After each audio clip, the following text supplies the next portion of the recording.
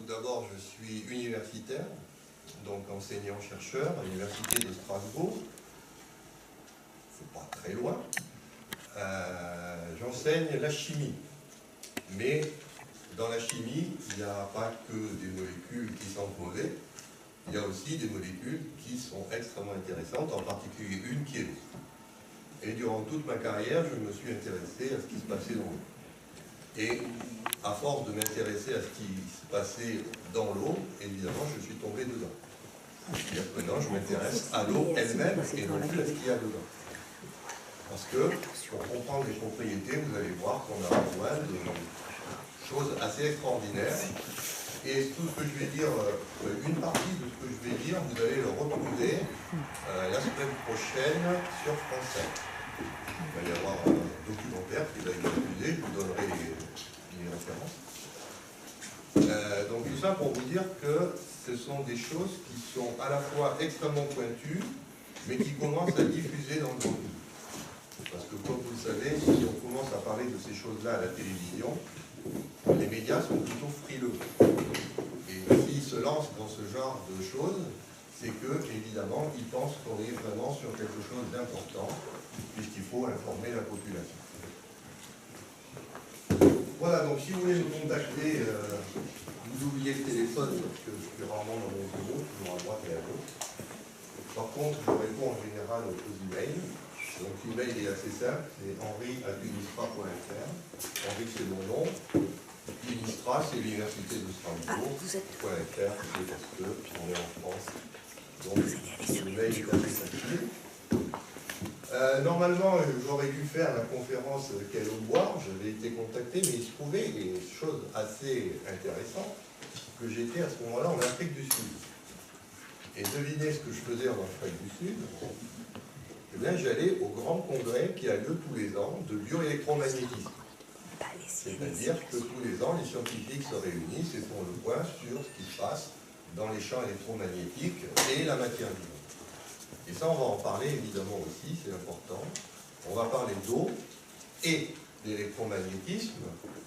Et s'il y a des scientifiques qui sont dans la salle, je vais les rassurer tout de suite que la première fois qu'on m'a dit qu'il y avait une relation entre l'eau et l'électromagnétisme, j'ai dit c'est pas possible. Ça ne peut pas exister. Parce que l'eau, je la connaissais bien, elle avait des propriétés bien magnétiques, ce qui veut dire que quand vous l'utilisez dans des environnements magnétiques, normalement, il ne doit pas y avoir quasiment d'interaction. Et puis, comme tous les scientifiques, en fait, j'étais trop jeune. C'est-à-dire que je n'avais pas assez travaillé. Et en fait, ce que vous allez devoir retenir, puisqu'il y a un message que vous allez ramener chez vous, auprès de vos amis, ou il faut retenir de tout ça, c'est que partout où il y a de l'électromagnétisme, l'eau aura un rôle à jouer. C'est-à-dire qu'on va répondre au champ électromagnétique par l'eau, et c'est ce qu'on va essayer de comprendre. Alors, tout d'abord, je ne vais pas être très technique, on va essayer d'être le plus simple possible. Vous avez ici ce qu'on appelle les composants d'une cellule. Alors j'ai pris une cellule qui est favorite de tous les scientifiques, c'est une cellule qui s'appelle Escherichia coli. Elle a l'avantage d'être un être unicellulaire. Et vous avez 4 colonnes. Vous avez tout d'abord ce qu'on appelle la matière, de quoi est faite une cellule. Ensuite, vous avez ce qu'on appelle les poids moléculaires. Cette colonne, vous ne la regardez pas. Elle est pour les spécialistes comme moi. La deuxième colonne, vous pouvez la regarder parce que c'est une masse. Ça vous donne les quantités en poids de ces choses-là. Mais mon conseil, c'est de ne pas la regarder non plus. La troisième colonne, c'est la conversion, c'est la combinaison des deux premières. Les chimistes savent faire ça, mais ça, c'est pas la peine de regarder non plus. Ce qui est intéressant, c'est la quatrième colonne. Parce que la quatrième colonne, c'est tout simplement le résultat d'un calcul élémentaire, mais qui mérite d'être fait, où on a classé en nombre des objets. Alors, c'est facile en nombre, pourquoi? Parce que vous savez tous compter. 1, 2, 3, 4, c'est tout ce qu'il y a besoin de savoir. Et quand vous faites ça, vous voyez, j'ai classé les objets de la cellule par nombre décroissant. Qu'est-ce qu'on trouve en premier? L'eau. avec un chiffre de 22 milliards 240 561 910 molécules d'eau dans Escherichia coli. Alors, 22 milliards de molécules d'eau, c'est à la fois beaucoup et c'est à la fois rien du tout. Je vous rappelle que la chimie est pilotée par ce qu'on appelle le nombre d'Avogadro, qui est énorme. Et là, si je convertis les molécules d'eau en euros, est-ce que 22 milliards d'euros, ça vous semble imaginable?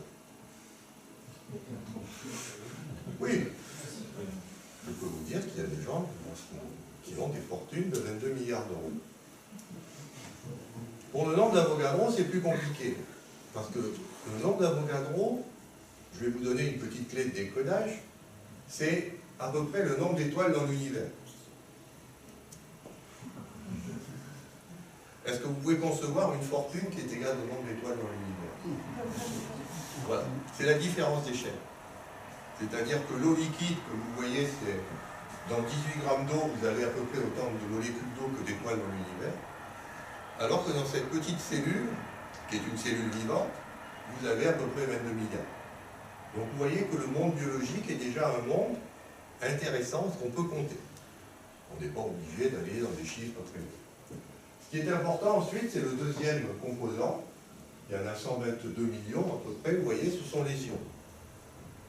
Les ions, ce sont le sodium, le potassium, le chlore, le magnésium. Vous avez sûrement tous entendu parler du magnésium. Vous savez qu'il faut prendre du magnésium. Tout ça, ça fait partie de ce qu'on appelle les ions. Ensuite, on trouve les acides aminés avec 42 millions. Et regardez qu'à chaque fois, on perd une puissance de 10. C'est-à-dire que j'avais 22 milliards, je suis passé à 122 millions. Et après, j'avais 122 millions, je passe à 42 millions. C'est-à-dire qu'il y a vraiment beaucoup moins d'acides aminés que d'ions, que de molécules d'eau. Après, on trouve des lipides. Donc ça sont toutes les matières grasses. Ce sont donc les huiles qui nous constituent. Puis les nucléotides, c'est avec ça qu'on va fabriquer la molécule d'ADN, environ 11 millions. Tout ça, c'est à peu près pareil. L'ARN, ça c'est un petit peu surprenant. Ce sont des choses qui sont très récentes.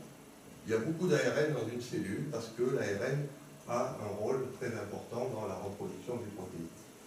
Et puis, vous voyez, il faut attendre la 1, 2, 3, 4, 5, 6e colonne pour voir apparaître les protéines.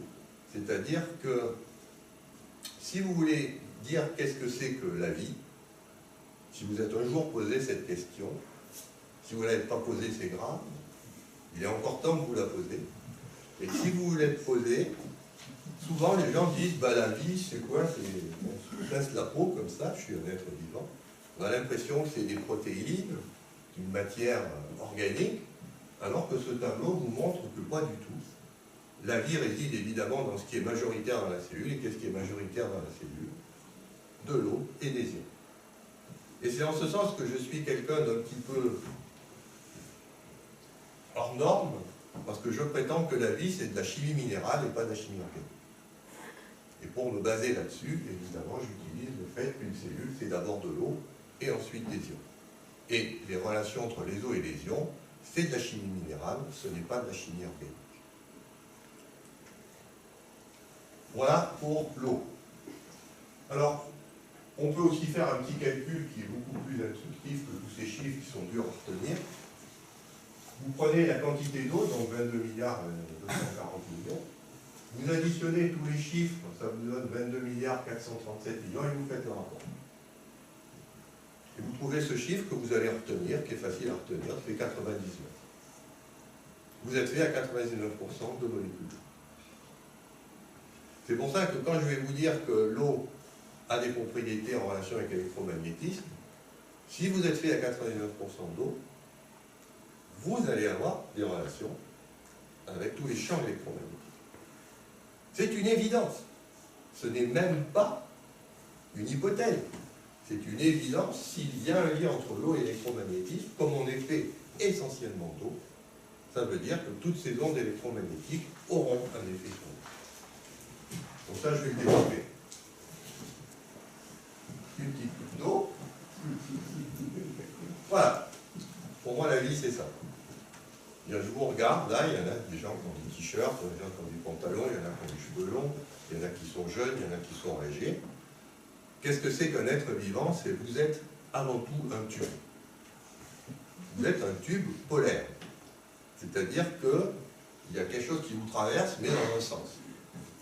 En gros, vous ne mangez pas par l'anus. Vous mangez par la bouche et vous évacuez par l'anus. Et tout ça, c'est un tube qui vous constitue. Et qu'est-ce que traverse le tube? De l'eau et des eaux. Vous voyez comme c'est ça? C'est ça. Et ce qu'il va falloir... Alors, si vous le savez, tant mieux. Donc, si vous l'apprenez, il va falloir apprendre à se faire traverser par l'eau et par les eaux. Parce que c'est ça. C'est 6 heures. Donc, bien veiller à avoir un apport de minéraux. Casque, non, c'est micro. Avoir une eau de bonne qualité. Et ça, je vous renvoie à la conférence. Micro, c'était celui-là. Il y a 15 jours. Vous savez tout normalement là-dessus. Donc, alors pour les... Bon, il y a toujours des gens qui sont un peu sceptiques. Hein. J'aime bien aussi cette diapositive. Vous voyez là, tout en bas à gauche, qu'est-ce que vous trouvez? Une tique, qu'on appelle un arthropode. Et qu'est-ce que vous voyez tout en haut? Vous, un être humain. Et vous voyez ici, vous avez la masse, évidemment, vous n'avez pas la masse d'une tique, hein. Vous êtes beaucoup plus massif. Mais par contre, regardez, la conséquence d'avoir de la masse, c'est quoi? C'est que le flux d'eau qui vous traverse est énorme. C'est-à-dire que plus vous êtes gros, plus vous avez besoin d'eau. Et c'est pour ça que cette manifestation, pour moi, est vraiment très, très importante. Puisque là, vous avez des beaux panneaux où on vous explique qu'il ne faut pas polluer l'eau, qu'il ne faut pas mettre de pesticides. Là, vous comprenez, parce que avec les masses qu'on a, il faut savoir que quand on vous dit que vous allez boire 3-4 litres d'eau par jour, mais ça, c'est juste la quantité que vous buvez. Si vous calculez le nombre de flux d'eau qui vous traversent, ce sont des centaines de milliers de litres. Et évidemment, si cette eau qui vous traverse est chargée de pesticides, de métaux lourds, qu'est-ce que ça va faire? Ben, ça va déposer en eau. Donc ça, c'est bien la chose qu'il faut comprendre, c'est que plus vous êtes massif, plus vous êtes gros, et bien plus vous avez besoin de vous laisser traverser par ce fluide qu'on appelle. Ça, c'est pour l'eau. Comme le sujet, c'est aussi l'électromagnétisme, je voulais revoir ce film. Il dure 5 minutes. Vous pouvez le télécharger sur Internet. Il est en anglais. Je vous expliquerai après ce qui se passe. Mais ceux qui comprennent l'anglais, ceux qui ne comprennent pas l'anglais, vous regardez les images. Ça,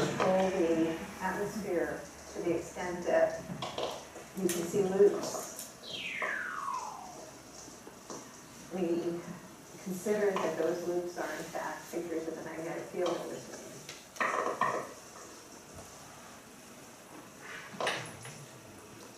The description that scientists often use is hair ball. Some of the hair is ingrown, so that the loop is attached to the sun at both ends. But some of the hair goes waving out, and when stuff gets on that ozone field line, it can stream out and become a solar wind. How hairy it is depends on where we are in the solar cycle. As active regions begin to emerge from the photosphere, it gets very messy, and so it gets hairier and hairier and messier as the solar cycle progresses.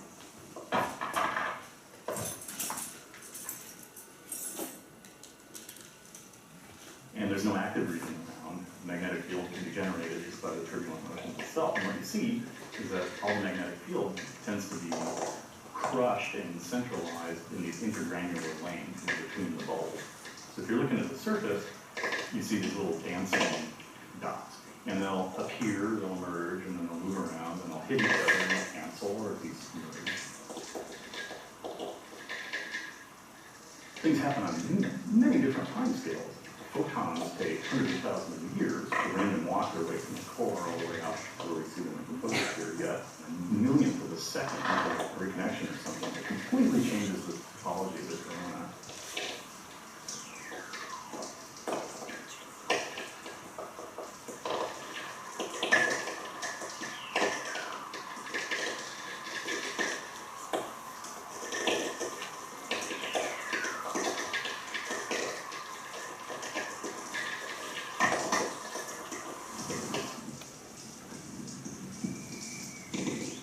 any particle that is charged knows what the magnetic field around it is doing, and it has to move in a direction that's at least in part governed by the magnetic field. And if you have a closed loop of magnetic field, particles moving in that magnetic field will move in such a way that they will never leave. They work at the magnetic field lines very quickly and just whiz around back and forth and back and forth. Once they're on those closed magnetic field lines, they stay there as long as nothing else happens. If you were above one given region of Mars's surface, you might see magnetic field lines bursting out straight towards you. And as they get closer to you, they start to curve away and then turn so that they zoom off into the distance and then they bend back and go diving back down. But you're not seeing just one of these. You see this happening all around you.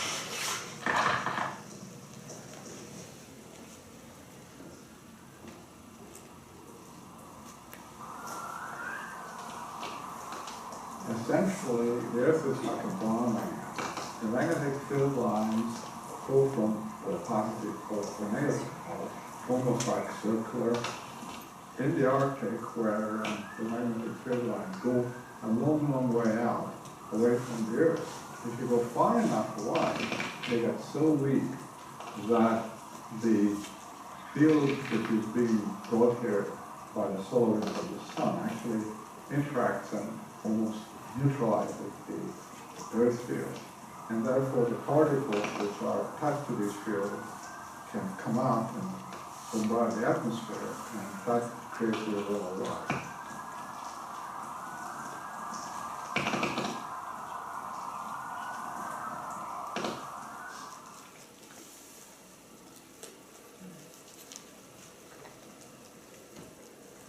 Voilà, donc ceux qui souhaitent avoir ce film, il est gratuit. Vous tapez Magnetic Movie sur Google et vous pouvez avoir donc ce film qui, je pense, vous l'avez vu, est assez intéressant. Est-ce que tout le monde a compris ce qu'on a vu? Alors, je vais vous expliquer un petit peu. Regardez autour de vous. Regardez. Qu'est-ce que vous voyez? Des chaises, des tables, et entre les chaises et les tables, vous voyez de l'espace vide. Le film vous montre ce que vous verriez si vous étiez capable de voir ce qu'on appelle les champs électriques et les champs magnétiques. Cette pièce, en fait, est remplie de spaghettis qui vous traversent, qui viennent vous chercher.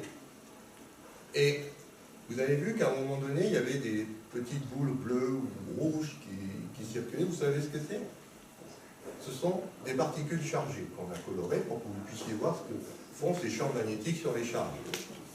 Et tout à l'heure, je vous ai dit, vous êtes traversé par des ions, mais les ions sont chargés.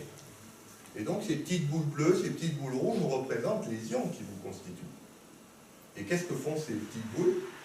S'il y a un champ électrique ou un champ magnétique, elles suivent les lignes de champ. C'est-à-dire qu'au lieu que l'ion aille là où il doit aller, qu'est-ce qui va se passer? Ben, il va peut-être aller ailleurs. Et s'il va ailleurs, ben, faut voir. C'est la question qu'on va se poser ce soir. Et donc, vous voyez que ce monde est intéressant parce qu'il est invisible, on ne le voit pas, mais pourtant il existe. Vous l'avez autour de vous. Et ces lignes de champ, les physiciens les appellent des lignes virtuelles. C'est-à-dire que ce sont des choses qu'on ne voit pas, mais dès qu'on met une charge, elles se manifestent.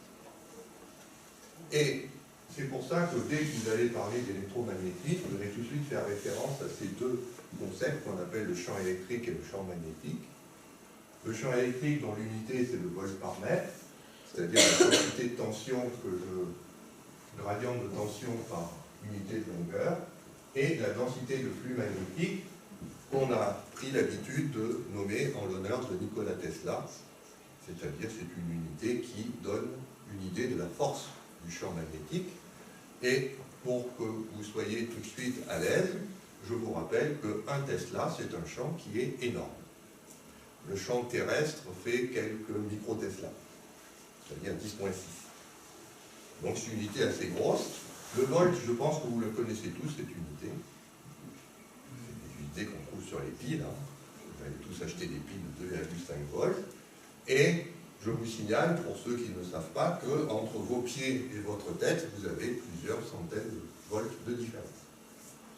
C'est-à-dire qu'il y a ces champs électriques qui se manifestent. Alors, ça c'est l'aspect que vous devez retenir. Maintenant, un peu plus scientifique. J'ai une question. On sait ce que c'est que les champs électromagnétiques. Ce sont en fait des ondes. Marc, une question. Ce sont des ondes, oui. J'ai une question. Oui, allez-y.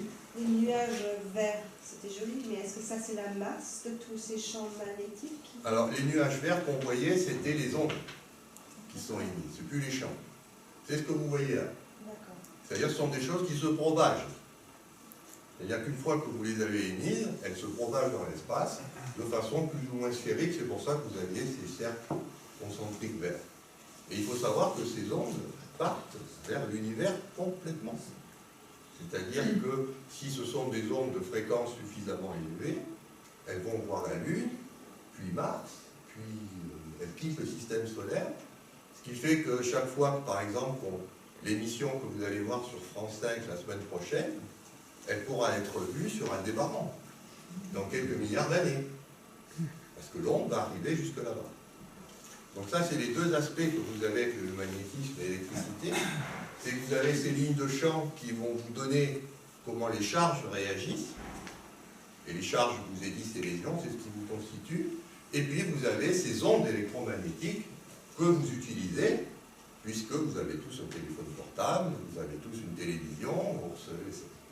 Vous savez que ça a été la grande révolution du début du XXe siècle, d'envoyer des signaux sans matière, grâce à ces ondes électromagnétiques. Et vous avez le truc ici, c'est que vous voyez que c'est un système qui est auto-entretenu. Le champ électrique et le champ magnétique varient à 90 degrés l'un de l'autre. Et il y a un système dans le physique qui fait que l'un ne peut pas exister sans l'autre. Et ça vous donne ce mouvement qui se propage dans une direction de l'autre. Alors, ça c'est plus nouveau pour vous. Jusque-là, je faisais ce qu'on appelle de la biologie classique pour ce qui est l'eau et la cellule, de l'électromagnétisme pour ce qui est le champ électromagnétique. Ce que vous voyez là, c'est une découverte de la début du XXe siècle. C'est ce qu'on appelle la physique quantique. C'est-à-dire que maintenant, je vous redemande de regarder ce que vous voyez là. Vous regardez autour de vous, vous avez l'impression d'avoir du vide. En fait, si vous voyez du vide, c'est parce que vous êtes trop gros. Si vous étiez tout petit, c'est-à-dire si vous étiez une particule, et non pas un corps macroscopique, vous verriez que le vide qui vous sépare n'est pas quelque chose qui est vide. Vous verriez que cette image-là, c'est-à-dire qu'à un endroit, il y a des trucs qui apparaissent, et puis le truc est apparu, puis tout d'un coup, ça disparaît pour réapparaître ailleurs. Et vous avez cette image comme ça, d'un milieu qui est tout le temps en train d'apparaître et de disparaître.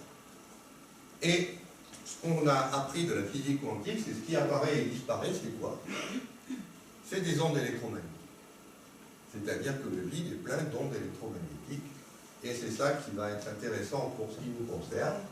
C'est qu'évidemment, nous sommes beaucoup trop gros pour sentir ces structures du vide.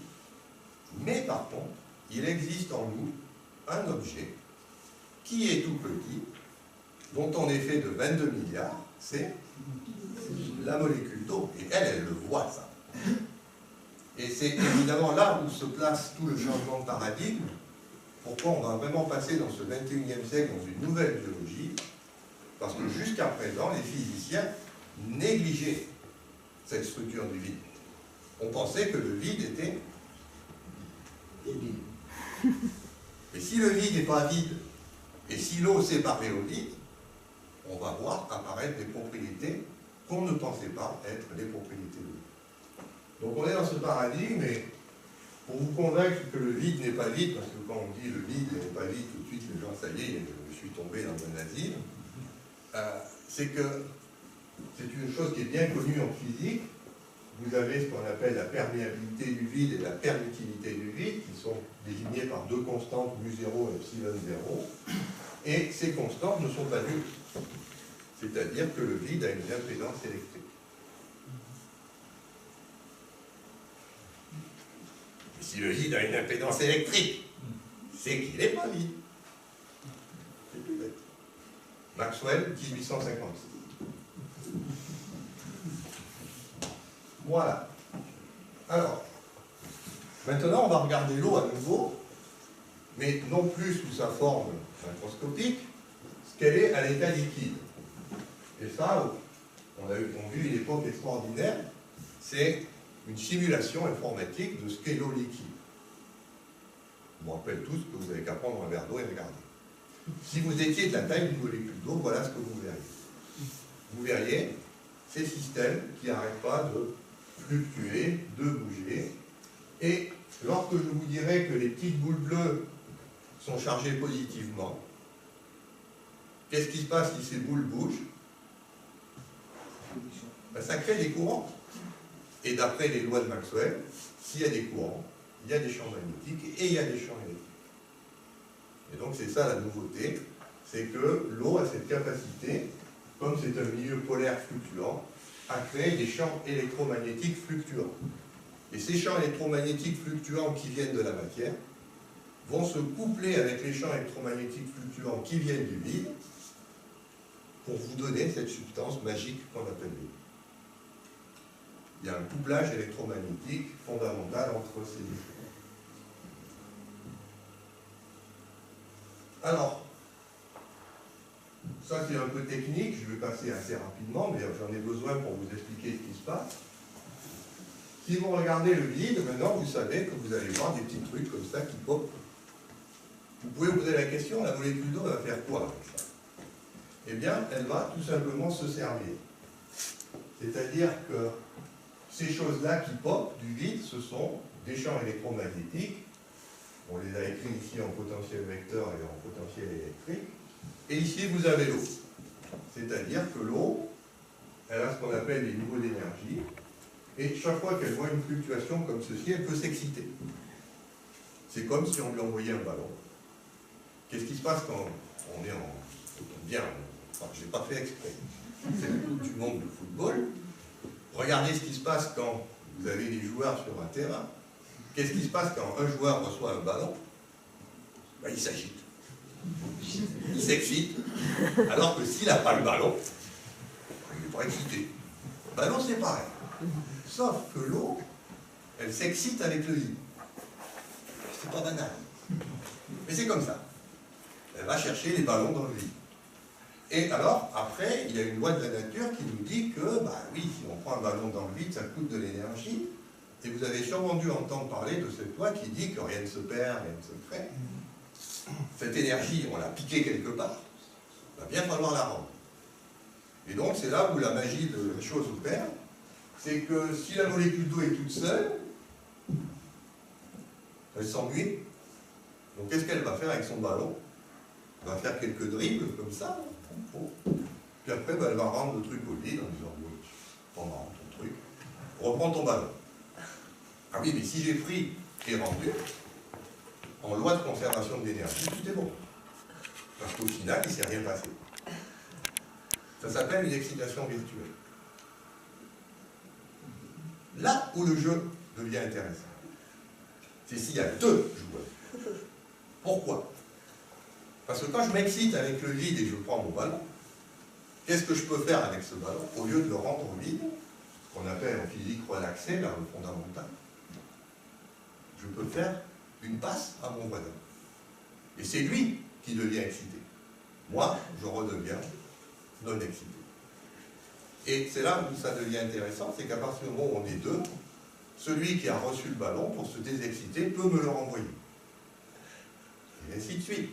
Ce qui fait que le vide qui a prêté le ballon ne peut plus le récupérer. Le ballon circule. Ce ballon, vous l'avez compris, c'est une onde électromagnétique qui est empruntée au vide et qui va circuler dans les molécules. C'est ça la dernière découverte qu'on a faite sur la structure de l'eau. Bon, c'est ce que vous avez ici, je vais vous le mettre. C'est le jeu à deux, au lieu du jeu tout seul. Et en fait, si on regarde un petit peu comme ça se comporte, j'ai pris 2, mais il faut savoir que c'est plutôt 20 000. C'est un jeu qui se joue à 20 000 molécules d'eau. Bon. Ça démarre à 2, après les chiffres. Alors tout ça c'est publié, hein. Si vous êtes scientifique, vous pouvez aller. Alors, l'image qu'on a donc aujourd'hui de ce qu'est l'eau, et cette image, je peux vous dire que très peu de gens la connaissent.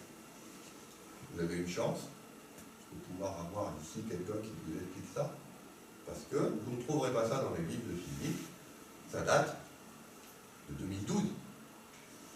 Et les livres, ils ont été écrits bien avant.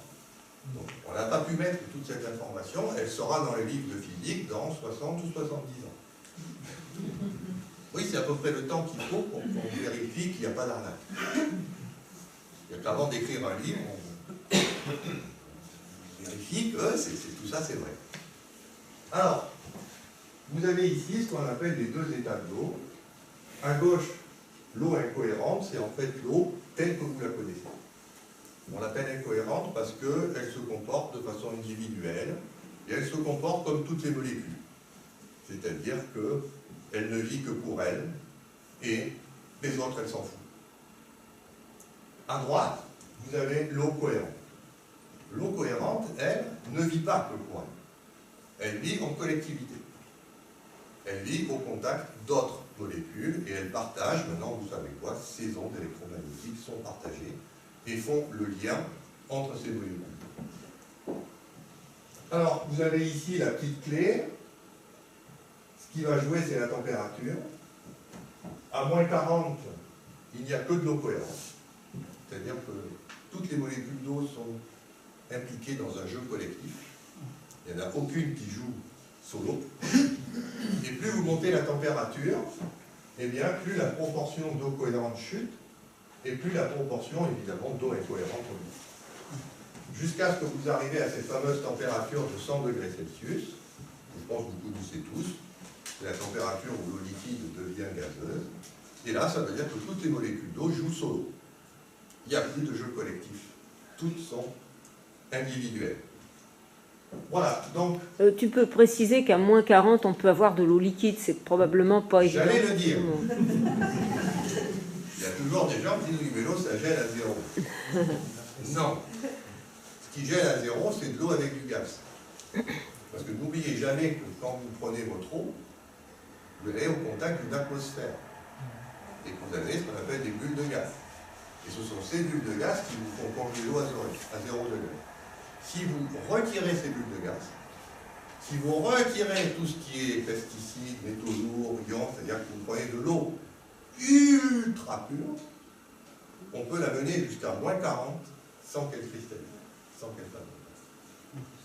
Par contre, on ne peut pas aller plus loin. Voilà, alors j'ai mis aussi la température de 30 degrés Celsius. Pourquoi? Parce que nous sommes des êtres vivants, nous sommes à 37, ce qui veut dire qu'on est grosso modo fait de 40% d'eau cohérente et de 60% d'eau incohérente au niveau, si on était de l'eau liquide. En fait, on n'est pas de l'eau liquide, et dans une cellule, on peut monter à 100% de cohérence grâce aux interactions avec les protéines. Il y a un autre chiffre qui est important, c'est 60 degrés. 60 degrés, c'est une température qu'on a découvert à la fin du 19e siècle. C'est la température de pasteurisation. Vous savez tous que si vous voulez lutter contre les infections bactériennes, on a une technique qui s'appelle la pasteurisation, c'est-à-dire qu'on monte à 60, 70, et ça tue les micro-organismes. Est-ce que vous avez une idée comment on tue un micro-organisme? On pensait jusque-là que c'était la chaleur. Pas du tout. On tue parce qu'il n'y a plus d'eau cohérente. C'est-à-dire que la vie, c'est aussi cette idée que vous avez à créer de l'eau cohérente. Si vous êtes trop en température, vous ne pouvez plus le faire, et comme vous êtes fait d'eau et que la vie c'est l'eau, vous mourrez. Et donc cette température de pasteurisation, elle est importante, parce que ça veut dire que pour avoir une vie qui va au-delà de 60 degrés C, il faut être très très intelligent. Alors, ça existe, il y a des bactéries qu'on appelle les extrémophiles qui peuvent aller jusqu'à 130. C'est pour ça que la pasteurisation est une belle fumisterie. Parce que je vous rappelle qu'on sait aujourd'hui qu'il y a des organismes qui résistent à 130 degrés. Donc chauffés à 60, ils sont toujours là. Hein. Ça ne résout rien. Voilà, dernière image, elle est là.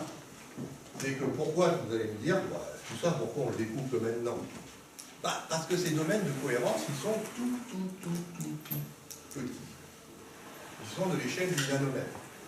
Typiquement, je vous ai donné l'échelle ici à 30 degrés C. Un domaine de cohérence, c'est-à-dire là où c'est les grosses boules où les molécules d'eau jouent ensemble, ça fait 57 nanomètres. Alors, nanomètre, c'est 10-9 mètres. Je vous rappelle que 1 mètre, c'est 1 mètre. Et que 10-9, c'est 1 milliardième de mètre. C'est tout petit. Et c'est pour ça que jusqu'à présent, on est passé à côté. Mais maintenant qu'on sait que c'est là, je peux vous garantir que dans les années qui viennent, on va chercher et on va trouver évidemment ces choses. Alors, ça c'est un point intéressant. Comme c'est petit, on va avoir des propriétés qui sont liées à la mémoire de l'eau, comme je viens de parler. Avant, je vais juste vous indiquer ce qui se passe dans un de ces domaines. Là, vous êtes dans un domaine de cohérence, c'est-à-dire dans 57 nanomètres, à peu près 11 millions de molécules d'eau. La courbe de gauche vous donne la valeur du champ magnétique à l'intérieur de ce domaine. Vous voyez, il est maximum au centre du domaine, c'est là où il y a le plus d'ondes électromagnétiques. Et quand je m'approche de l'extrémité du domaine, le champ s'annule. Et puis évidemment, comme les domaines se touchent, après je repasse sur un autre domaine, c'est-à-dire que le champ remonte, et ainsi de suite. Que les domaines sont collés les uns aux autres. Donc ça, tout ça on le sait. On connaît aussi la fréquence de résonance qui est piégée. Le onde électromagnétique qui est piégée, on sait que c'est une longueur d'onde qui est à peu près de 20 microns. 20 microns, c'est une longueur d'onde très intéressante, ça s'appelle une longueur d'onde infrarouge. Et comme par hasard, c'est à peu près la longueur d'onde que la planète émet lorsqu'elle évacue sa chaleur dans l'espace. La Terre émet dans l'infrarouge pour se désexciter, parce que je vous rappelle que la Terre est éclairée par le Soleil, et que si elle absorbait l'énergie du Soleil sans réémettre cette énergie, qu'est-ce qui se passerait? Elle se volatiliserait. Et ce qu'elle fait, c'est qu'elle absorbe dans le visible, et elle le réémet dans l'infrarouge. Et c'est cette émission infrarouge correspond à peu près à la longueur d'onde qui est piégée dans l'eau. Un autre petit calcul nous montre que dans 18 grammes d'eau à 30 degrés, on a 10 puissance 16 domaines de cohérence. Je vais revenir là-dessus tout à l'heure. Voilà donc un petit film pour ceux qui trouvent tout ça trop technique. L'eau, c'est ça. C'est des microdomaines où à laquelle on a des ondes électromagnétiques qui sont piégées et on a une structure en fait qui est granuleuse. Mais elle est granuleuse non pas à l'échelle de l'angstrom de la molécule d'eau, elle est granuleuse à l'échelle du nanomètre. C'est ça qui est important de bien comprendre. Je vais revenir maintenant sur ce chiffre qui, dans 18 grammes d'eau, vous voyez tout ce que ça fait 18 grammes? C'est pas beaucoup, hein? Pas beaucoup. Il y a 10 puissance 16 domaines comme ça, il y a 10 puissance 16 petites boules. Alors 10 puissance 16, c'est beaucoup. Si j'essayais de nommer ça, ça ferait quoi? Centaines de milliers de milliards. Ça fait beaucoup. Comme c'est trop gros, je vais faire autre chose pour que vous compreniez ce chiffre. On va jouer au petit jeu des informaticiens. On va dire que dans un domaine de cohérence, je peux coder un bit. Pourquoi? Parce que j'ai une fréquence. Et que dans cette fréquence, c'est une information. Donc je vais dire que grâce à cette fréquence, je peux avoir un bit.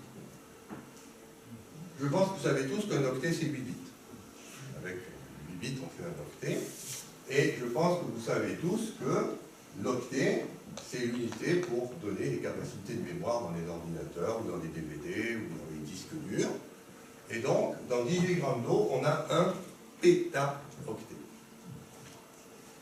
Alors ça, c'est intéressant, un pétaoctet. Pourquoi? Parce que vous connaissez le mégaoctet. Vous connaissez le gigaoctet. Vous connaissez aujourd'hui, on a des disques qui sont des téraoctets. Si vous étiez à l'armée, vous auriez des pétaoctets. Les pétaoctets, ce sont les mémoires qu'on utilise pour stocker toutes les données d'Internet. Vous avez sûrement entendu parler de ces gros serveurs qui absorbent tout Internet. Pour absorber tout Internet, il vous faut des pétas.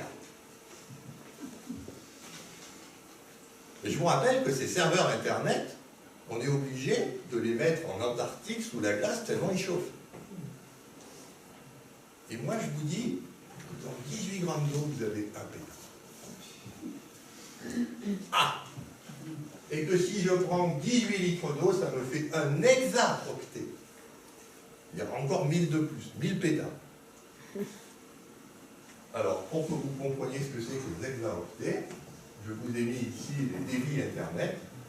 On a à peu près 64 hexaoctets par mois qui circulent dans l'Internet mondial.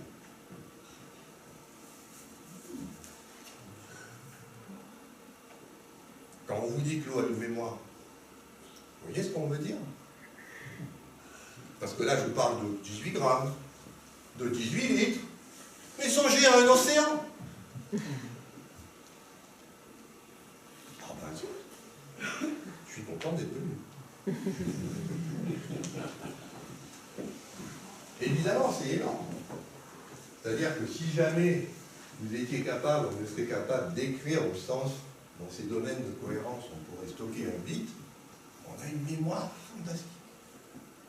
Si je voulais, par exemple, coder tous les livres du monde entier, vous savez, vous allez à la National Bibliothèque à New York, vous allez à la Bibliothèque nationale de France, toutes les bibliothèques du monde, tout ce qui a été écrit, 200 pétaoctets, 3 litres et demi d'eau. Pas mal. Je peux même faire mieux. Un ADN humain. Vous savez qu'avec un ADN, je peux vous reproduire. Une seule molécule suffit pour refaire un être vivant complet. 1 gigaoctet d'informations pour stocker ce qu'est un être vivant. On est actuellement 6 milliards d'humains. Il faut combien d'eau pour coder les ADN de tous les hommes de cette planète? 100 millions.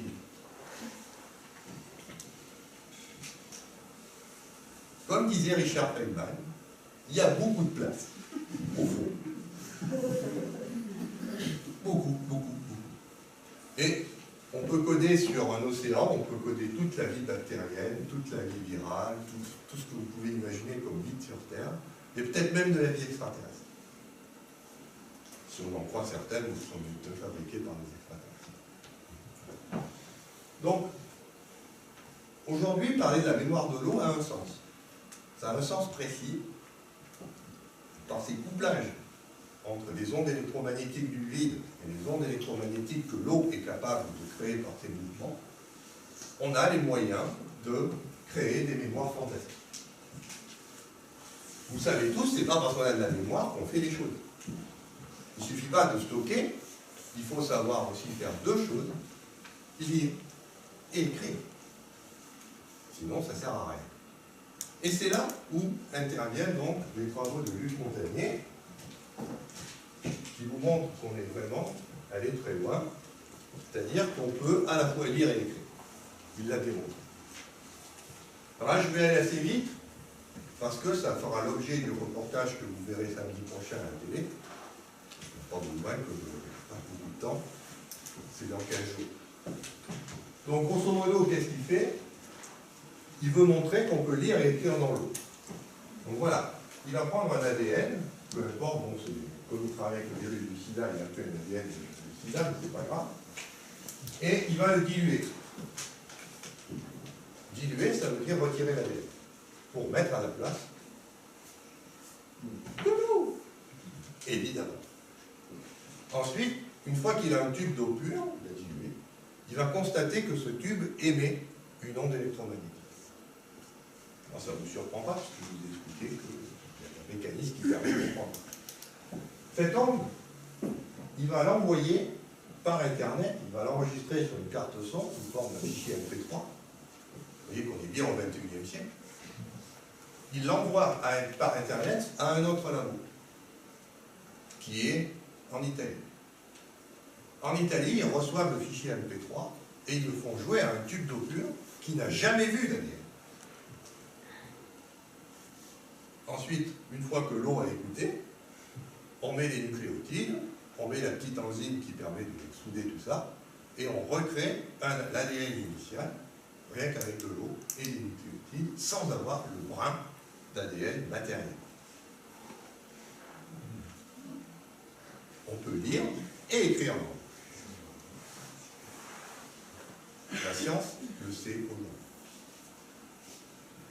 Alors, il y a quand même des conditions. Pour écrire, il faut au moins 16 à 18 heures. C'est-à-dire qu'il faut exposer pendant 16 à 18 heures l'eau pure à ces champs. Il faut une bobine électromagnétique, c'est-à-dire qui est parcourue par un champ, un générateur de champ magnétique, une fréquence d'excitation qui est de 7 Hz. Alors, on peut aussi ne pas l'avoir, à ce moment-là, on utilise ce qu'on appelle les résonances Schumann de la Terre. Et, évidemment, si vous diluez, si vous ne mettez pas d'ADN dans le tube de départ, ben ça ne marche pas. C'est-à-dire qu'il faut diluer de l'ADN pour avoir le signal. Si vous respectez tout ça, la manip se reproduit sans cause. Alors, j'en dirai pas plus, puisque là, donc, je vous donne les coordonnées de l'émission. Samedi 5 juillet, alors c'est entre deux matchs de foot. À 19h, sur France 5, vous aurez donc une émission qui s'appelle L'Empire des sciences. On a retrouvé la mémoire de l'eau avec tous les participants qui ont... Le documentaire a été tourné pendant une période de 5 ans, puisque Montagnier fait ça depuis 2005. Et vous me retrouverez dans le documentaire, pour expliquer ce que je suis en train de vous expliquer là. Et évidemment là, ils m'ont donné quelques secondes, alors ça va beaucoup plus vite. Mais par contre, vous aurez tout le processus qu'utilise Luc Montagnier pour lire et écrire de l'ADN dans de l'eau. Et donc, après, vous verrez, c'est quand même intéressant. Le documentaire fait 52 minutes. Et pour ceux qui veulent regarder les matchs de foot, c'est rediffusé le lundi 7 juillet à 14h05. Sinon, il y a aussi le magnétoscope. Voilà. Donc je compte sur vous, évidemment, pour faire de la publicité. C'est-à-dire, si vous avez des amis, la pizza, la bière, et on regarde du Montagnier. Comme si c'était un match. Et si vous avez compris ce que j'ai dit, c'est quasiment un match. Ce sont les molécules d'eau qui jouent au ballon avec les ondes électromagnétiques. Ça va, c'est pas trop technique? Une question. Oui. Avec quoi on va capturer, on va dire, ce champ? Enfin, vu qu'on prend l'eau dans l'ADN. De l'eau. De l'eau. Pure.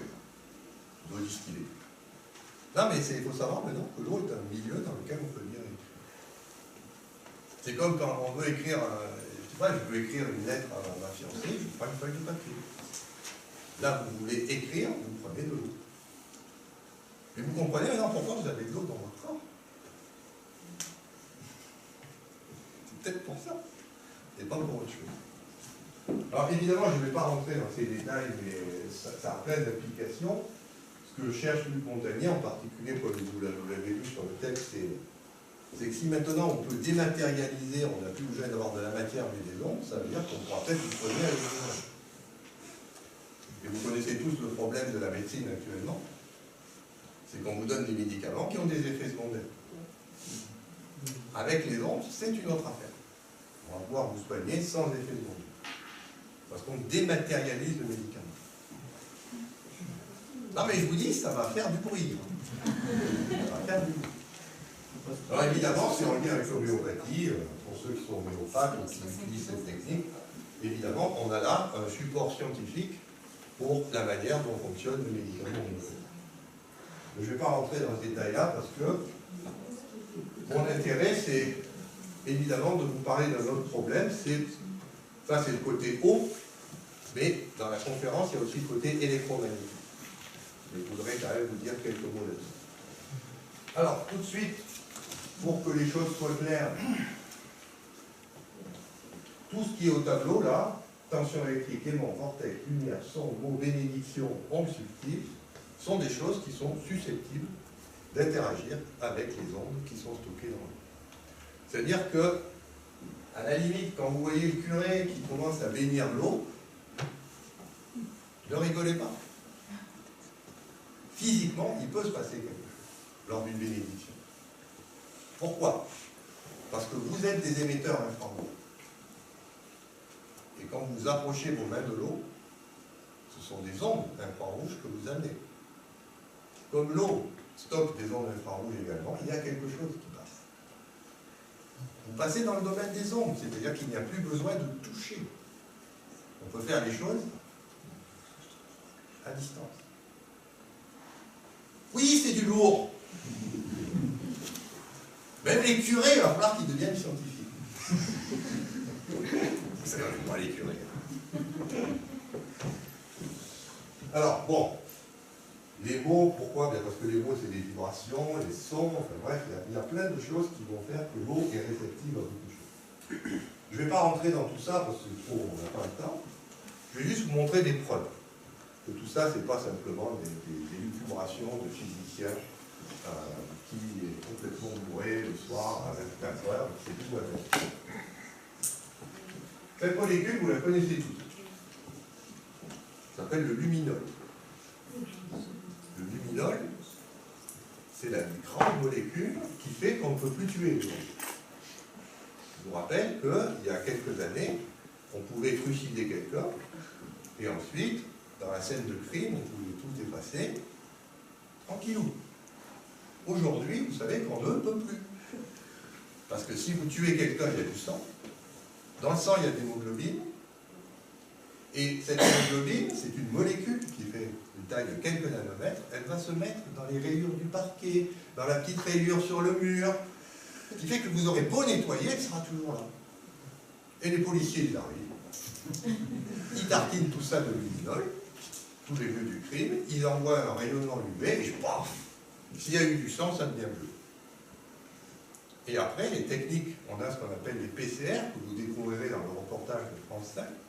C'est-à-dire que même si vous avez des picogrammes d'ADN, on a des amplificateurs qui peuvent vous identifier.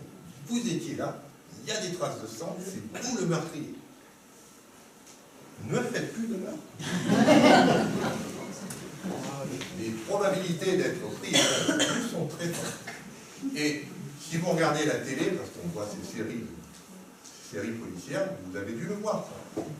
C'est les gens qui badigeonnent et puis après ils passent une dent et on voit s'il y a eu du sang ou pas.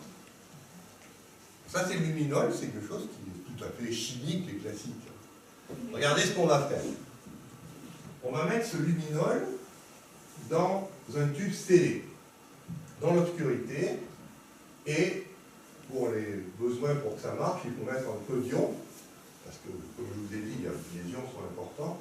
Donc là, ce sont des ions bicarbonate avec du sodium et du potassium comme contre-ion. Je vous ai mis les concentrations, un petit peu d'oxygéné pour avoir un agent oxydoréducteur. L'eau oxygénée va jouer le rôle du fer. Parce qu'on ne va pas mettre de l'hémoglobine, on est végétarien. Donc, on met de l'H2O2 pour éviter de sacrifier un animal. Mais ça va jouer le rôle du fer. Mais par contre, ce qu'on va faire, c'est qu'on va sceller le tube et le mettre dans l'obscurité. C'est-à-dire qu'on va quand même rendre le jeu un peu plus compliqué que les policiers. Les policiers, eux, qu'est-ce qu'ils font? Ils badigeonnent et après ils irradient. Non, non, non. Nous, on met dans l'obscurité, dans le noir. Et qu'est-ce qu'on va faire? On a mis dans le tube des capteurs, c'est-à-dire des cellules photoélectriques. Les parois du tube sont recouvertes de cellules photoélectriques, ce qui fait que si jamais, le luminol s'excitait, il devra se désexciter. Le désexcité, il crache un photon et le capteur va piéger le photon. Et ensuite, on regarde ce qui se passe. Alors, c'est le genre de manip que j'aime bien parce qu'il n'y a rien à faire. Vous attendez 6h, 18h, 30h, 42h, 50h. Et évidemment, comme vous avez votre capteur, votre cellule photoélectrique à l'intérieur du tube, tout ça c'est relié par l'extérieur, ça nous permet de suivre le signal. Regardez ce que vous voyez. Le luminol qui s'excite, puis qui se désexcite, puis qui s'excite, puis qui se désexcite, puis qui s'excite, puis qui se désexcite. C'est tout seul. Pourquoi il fait ça? Alors, on s'est gratté la tête, puis on s'est aperçu que, effectivement, ça, c'était les rythmes circadiens. C'est-à-dire qu'il voit le lever, le coucher du soleil. Parce que n'oubliez pas que quand le soleil se lève et quand le soleil se couche, bien sûr, il y a de la lumière, mais il y a aussi toutes les autres ondes que vous ne voyez pas. Nous, on a mis dans l'obscurité pour les yeux, mais le tube, il laisse passer aussi des ondes infrarouges ou des ondes radio.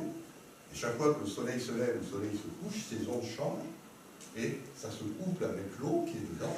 Et le luminol, lui, il suit ça. Donc vous voyez, ce n'est pas simplement de la science-fiction, parce que là, on n'est pas avec une cellule, on est avec un mélange tout bête, H2O2, bicarbonate et une molécule de luminol. Pardon? Samedi, c'est Shabbat. Samedi, c'est Shabbat, samedi. Ah ben peut-être, oui. Non mais après, il peut y avoir des perturbations. Hein.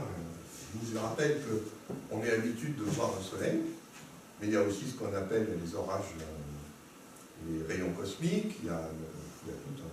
C'est tout le cosmos qui nous colle, hein. C'est pas simplement le soleil.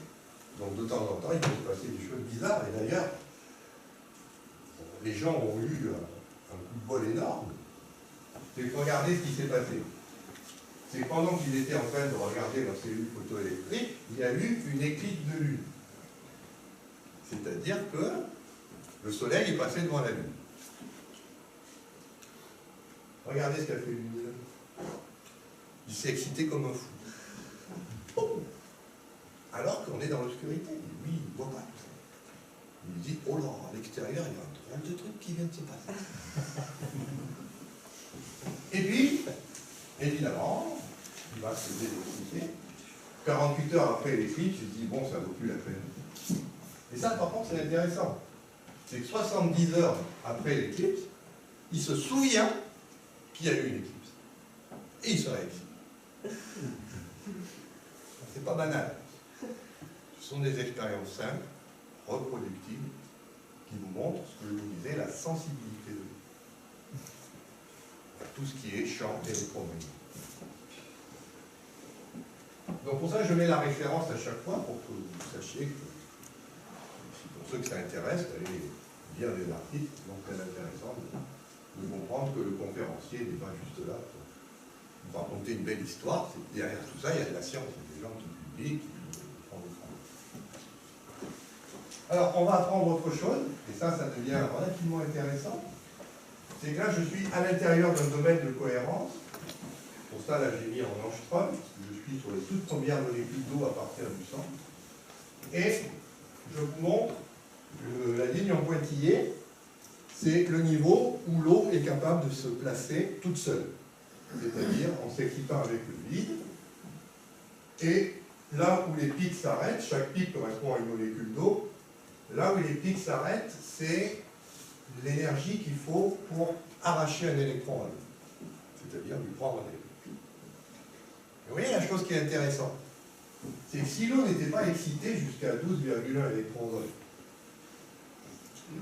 pour arracher un électron, il faudrait que je donne cette énergie. C'est une énergie énorme. Et l'eau ne le fait pas. Mais si elle s'excite tout seul déjà jusqu'à 12,1, sachant qu'il faut 12,6 pour arracher l'électron, ça veut dire que moi, de l'extérieur, je ne dois amener que 0,5. Et ça, 0,5, c'est beaucoup plus facile. C'est un simple rayon infrarouge. Et évidemment, des infrarouges, il y en a partout, ce qui veut dire que ces molécules d'eau qui s'excitent, s'ionisent, elles créent ce qu'on appelle des courants électriques. C'est-à-dire que dans ces domaines de cohérence, vous avez des courants qui tournent. Et comme c'est un mécanisme quantique, ces courants sont de type supraconduction. C'est-à-dire qu'ils ne s'arrêtent jamais. Une fois qu'ils ont été initiés, ils s'arrêtent jamais.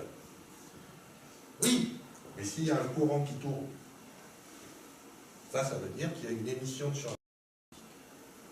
Et donc, on a pu calculer les émissions, les fréquences qui correspondent. Ça correspond, par exemple, dans le champ magnétique terrestre, si on met en mouvement ces courants, ça correspond à des fréquences qui sont de l'ordre du mégahertz. Et donc maintenant on comprend que l'infrarouge peut changer l'eau, mais aussi les ondes radio. Le mégahertz, on n'est plus dans l'infrarouge, on est dans les ondes radio. Alors, vous voyez où je veux en venir. Les ondes radio, bah, il y en a partout. Alors, ici un petit détail sur les ions qu'on trouve en milieu intracellulaire. Bon, c'est essentiellement du potassium, du magnésium, du sodium, du chlorure, du bicarbonate, du fer, du calcium, puis toute une flopée qu'on appelle les oligo-éléments et quelques autres. Ces ions, comme je vous l'ai dit, sont très importants. Parce que ce sont les objets qui sont les plus abondants après l'eau. Je vous ai montré un film où si vous avez des champs électromagnétiques, qu'est-ce que font les ions? Ben, ils sont obligés de suivre les lignes de champ. Donc ça, évidemment, comme on a des ions qui bougent et qu'on baigne dans des champs électromagnétiques, ça veut dire qu'on peut se poser la question ce qui se passe lorsque ces ions s'approchent des domaines de cohérence. Et ça, c'est une nouvelle biologie, parce que dans la biologie, telle que vous l'avez appris, si vous avez fait des études de biologie, l'eau est un milieu unique. Mais maintenant, vous savez que ce n'est pas un milieu unique, il y a ces domaines. Donc vous devez vous poser la question, qu'est-ce qui se passe quand l'ion arrive près d'un domaine? Eh bien, comme ce domaine est parcouru par des courants supraconducteurs, ça crée un champ magnétique et l'ion se met à spiraler. Il spirale comme ça autour du domaine, et avec une fréquence qu'on connaît bien, qui s'appelle la fréquence cyclotron, qui est donc largement inférieure à 1 MHz, c'est de l'ordre de quelques hertz. Alors avec ça, on peut expliquer beaucoup de choses. Par exemple, tous les biologistes savent qu'on trouve le potassium à l'intérieur de la cellule et le sodium à l'extérieur. Mais très peu sont capables de vous expliquer pourquoi. On le constate. Ici, on a un mécanisme. C'est que le potassium est capable de rentrer dans les domaines de cohérence alors que le sodium ne le peut pas. Donc alors que le potassium rentre, le sodium, lui, tourne autour. Et on n'a plus besoin d'expliquer toutes ces histoires, pourquoi le sodium rentre, le potassium sort, c'est pas, il n'y a pas besoin, c'est l'eau qui fait le travail. Je vous ai mis ici aussi ce qu'on appelle les résonances Schumann de la planète. Elles sont à 7,8, 14,3, 20,8, 27,3, 33,8 Hz. Ce sont exactement les fréquences très proches des fréquences cyclotrons des ions qui sont en train de spiraler autour du domaine de cohérence. Alors, ces fréquences viennent tout simplement de la taille de la planète. C'est ce qu'on appelle l'ionosphère. Je vous rappelle que les ondes électromagnétiques, si elles sont de longueur d'onde trop grande, ne peuvent pas franchir l'ionosphère, elles sont réfléchies. Et c'est ça qui donne ces résonances Schumann qu'on observe. Alors, ces résonances Schumann sont évidemment extrêmement importantes pour toutes les bactéries, puisque c'est avec ça qu'elles se couplent, qu'elles prennent de l'énergie magnétique pour faire bouger leurs ions. Chez les animaux, c'est un petit peu différent. Et ça, c'est la grosse différence entre un animal et une bactérie, c'est que nous, on a un cœur. Et ce cœur, on sait aujourd'hui, on a fait des mesures de champ magnétique, il émet du champ magnétique, et donc, grâce à notre cœur, on peut recréer ces ondes dont on a besoin pour faire bouger les yeux. Et c'est pour ça que les animaux se déplacent facilement. Parce que notre cœur nous permet d'emmener avec nous le mécanisme qui permet de faire bouger les ions dans la cellule. Les plantes, elles, par exemple, ne le peuvent pas parce qu'elles sont coincées sur la résonance Schumann. Alors, évidemment, des ondes, il y en a partout. On les voit aujourd'hui sous ce qu'on appelle le Wi-Fi, c'est-à-dire cette capacité qu'on a, il y a plein d'informations qui transitent dans cette pièce, il y a le Wi-Fi. Et vous avez des personnes qui, comme vous voyez, ne supportent pas ça. Alors, ces personnes qu'on appelle les personnes hypersensibles, jusqu'à présent, on les considère comme des cas psychosomatiques, des mauvais coucheurs. On va voir que ce n'est pas vraiment le cas. Pourquoi? Parce que on sait maintenant qu'il y a ces domaines de cohérence, on sait que ça tourne, et il y a un ion qui est extrêmement important pour la cellule, c'est l'ion calcium. L'ion calcium, pour ceux qui ne le connaissent pas, c'est l'ion avec lequel une cellule se suicide. il y a un mécanisme dans les cellules qu'on appelle l'apoptose. C'est-à-dire qu'une cellule, lorsqu'elle acquiert trop de mutations génétiques qui fait qu'elle n'arrive plus à se reproduire, qu'est-ce qu'elle fait? Eh bien, au lieu de continuer, elle ouvre les vannes à calcium. Le calcium se précipite dans la cellule et c'est la mort de la cellule. Et ce qu'on est en train de découvrir, c'est que toutes ces ondes qui nous entourent ouvrent les vannes calciques de nos cellules. Et du calcium dans la cellule, c'est toujours une mort. Donc là, on ne parle pas de ce qu'on appelle l'effet thermique de ces ondes, qui préoccupe beaucoup les vendeurs de téléphones. On parle bien des effets non thermiques, purement électromagnétiques liés au fait qu'on est fait d'eau et d'iode. Alors, je vais vous montrer quelques exemples, c'est un sujet qui est important. Tout d'abord, ce diagramme, qui vous montre que les ions dans la cellule ne sont pas simplement des ions.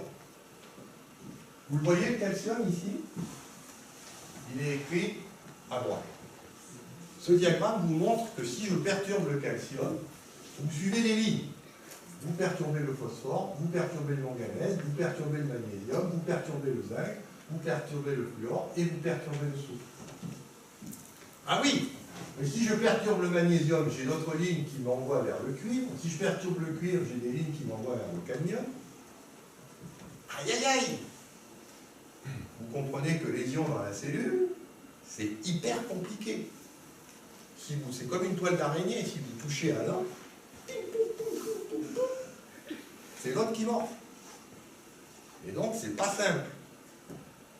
Ce qu'il faut aussi savoir, c'est que dans la cellule, vous avez ce qu'on appelle des enzymes, et que la plupart de ces enzymes sont des métalloenzymes. C'est-à-dire qu'elles ont besoin d'un ion. Mais elles ont besoin aussi d'un cofacteur, les vitamines. Si vous commencez à altérer le mouvement d'un ion, vous n'absorbez plus la vitamine. Parce que pour que la protéine fonctionne, il faut la combinaison protéine, ion et vitamine. Et donc, vous avez un problème typique d'aujourd'hui, c'est que vous prenez plein de vitamines et vous ne les absorbez pas. Vous les éliminez. C'est parce que vos ions sont en train de faire n'importe quoi. Et s'ils font n'importe quoi, il y a un coupable. Ce sont toutes les ondes Wi-Fi qui vous traversent. Donc vous voyez que le problème est sérieux et lourd, et il est d'autant plus lourd que je vous mets ici les fréquences, tous les organismes, notre corps est un gigantesque tas de fréquences. On a toutes les fréquences qu'on connaît bien du système digestif, on a les fréquences cardiaques, la fréquence du cerveau, et regardez les champs magnétiques qui font fonctionner tout ça, c'est de l'ordre du femtotesla ou du picotesla. Un simple écran d'ordinateur génère des nanotesla, 1000 fois plus. Il faut vous perturber tout ça. Vous perturbez. Et si on perturbe, il ne faut pas s'étonner après s'il y a des bombes. Alors, ici, je vous rappelle l'histoire, elle est bien connue. Tout a commencé avec le radar, dans les années 1930. Ensuite, on a inventé cette horreur qu'on appelle le four micro-ondes, qui, si vous en avez un chez vous, vous ne savez plus quoi en faire, parce que si vous le donnez à vos copains, c'est comme si vous lui donniez de l'arsenic. Poison. Une catastrophe, ce truc-là. Bon, enfin, ça a été inventé, on parlait qu'on peut cuire avec. Le premier téléphone mobile, qui date de 1956 et qui pesait heureusement 40 kg, ce qui fait qu'on était à peu près épargné. Mais le problème, c'est qu'on a miniaturisé tout ça dans les années 80 et qu'on arrive avec ces petites choses là, que vous avez et que vous pouvez porter. Et pire,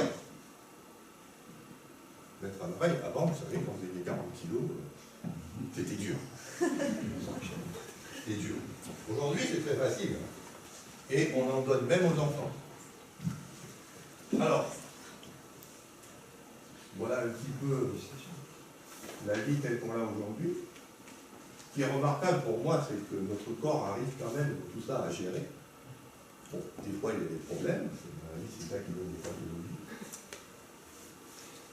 Si l'on regarde ce que nous promettent les vendeurs de téléphones séparatrices, vous voyez qu'on va toujours plus de puissance, toujours plus d'ondes électromagnétiques. On n'est pas sur... Normalement, dans ce type de courbe, si on était raisonnable, on devrait plafonner.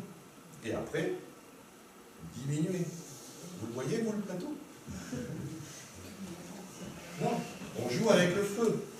C'est-à-dire qu'on fait des expériences planétaires sur l'humanité entière avec ça. Vous en informe. Alors, heureusement, il y a les jeunes. Les jeunes sont sensibilisés à ce problème. Ils ont plusieurs raisons pour être sensibilisés. C'est parce que c'est eux qui vont faire des enfants. Et que donc, le monde qu'on leur promet sera un monde qui sera bourrinant. Ils n'auront pas le choix. C'est-à-dire que nous, encore, quand on fait des enfants, moi j'ai 56 ans, bon, les miens sont grands, mais ceux qui vont procréer vont mettre au monde des bébés qui vont vivre dans quoi? Donc des véritables marmites de micro-ondes. Alors, ces jeunes sont préoccupés, ils ont raison. Regardez, ils ont fait des choses simples, vous pouvez faire ça chez vous. Vous prenez un routeur Wi-Fi et vous faites germer des graines de cresson. Vous voyez un résultat? En photo, hein. 12 jours de Wi-Fi, et là, à gauche, vous avez un cresson qui n'arrive pas à germer, à droite, qui n'a pas été exposé. Je vous ai mis la lampe qu'ils ont utilisée, et ce sont des lycéennes au Danemark, et évidemment, elles ont même reçu un prix pour la sérieux de leur expérience scientifique. C'est pas du tout. Tout le monde peut faire ça chez soi. On se convainc que les ondes interviennent avec la matière. Après, il y a évidemment ce qui se passe dans la littérature. Il y a des gens qui sont très intéressés par tout ça. Donc, ce qu'on sait, c'est que lorsqu'on alterne les mouvements des ions, il peut y avoir des problèmes d'interférence. Donc, ça peut donner essentiellement deux choses dont je vais parler, des tumeurs cancéreuses et ce qu'on appelle des ouvertures de la barrière hémato-encéphalique. Alors, voilà par exemple une image typique.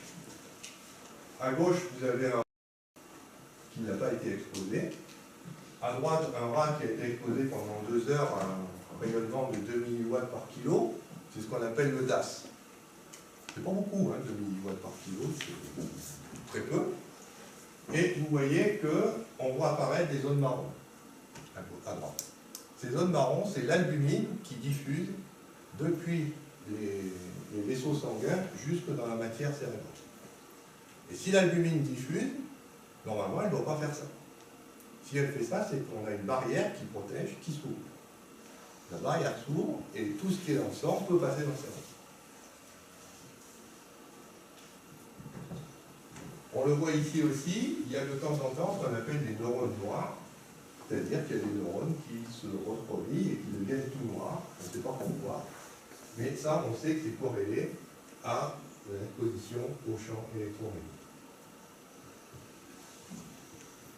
Voilà ces fameux neurones noirs, vous voyez qu'ils envahissent tout le cerveau, et les taches diffuses, c'est l'albumine qui traverse les vaisseaux, alors que normalement elle devrait rester à l'intérieur du vaisseau sanguin. Donc ça veut dire qu'on sait que le simple fait de faire ça ouvre votre barrière hémato-encéphalique. C'est-à-dire que vous ouvrez grand les portes à tout ce qu'il y a dans le sang. Alors c'est là que vous comprenez que, suivant ce que vous mangez, ça va être une catastrophe. Parce que c'est vrai que si vous avez une alimentation saine, sans toxines, bon, vous ouvrez la barrière, c'est pas trop grave. Mais si vous avez une alimentation qui vous fait manger plein de choses qui sont nocives, tout ça va évidemment diffuser en cerveau. Voilà, donc ici c'est d'autres images. Donc ça c'est des études qui sont relativement bien étudiées. Et là par contre, quelque chose de relativement fondamental. Quand on parle d'ondes électromagnétiques, on a deux choses en fait avec les téléphones portables. On a ce qu'on appelle la porteuse, qui est en général de l'ordre du mégahertz ou du gigahertz, et on a la modulation de cette porteuse qui porte l'information qu'on doit véhiculer à travers le téléphone. Actuellement, vous avez ici ce qu'on appelle un DAS qui va jusqu'à 8 watts par kilo. Ce sont les téléphones normaux qui préoccupent les opérateurs. Et vous voyez qu'effectivement, on a des problèmes avec les ondes porteuses. Ce sont les effets thermiques. C'est-à-dire que si la porteuse a une fréquence qui est trop grande, vous grillez le cerveau. Et c'est pour ça que normalement, vous savez que quand vous achetez un téléphone, vous regardez tout de suite le DAS. Vous essayez d'avoir le DAS le plus faible possible, parce que ça vous évite d'avoir vos neurones qui grillent.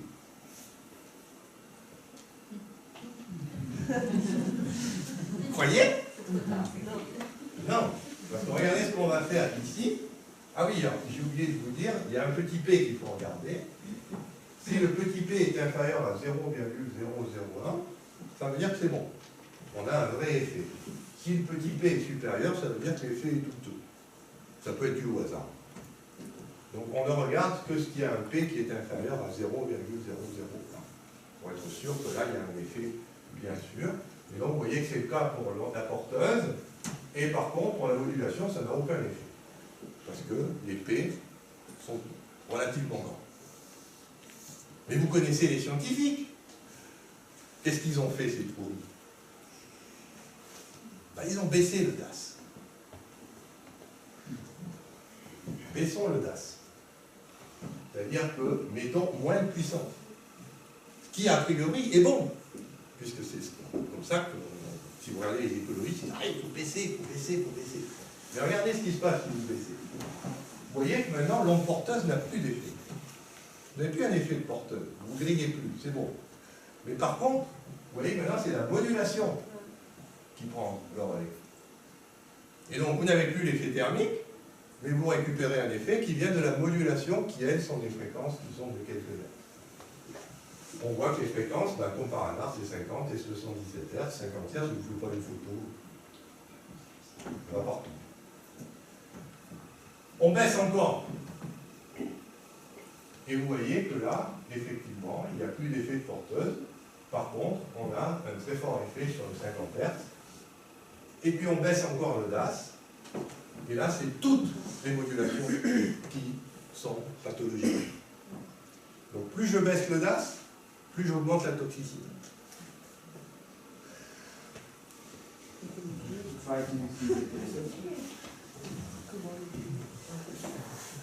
Oui, il fallait venir. Alors, il y a quand même des gens qui disent tout ça, c'est pas vrai.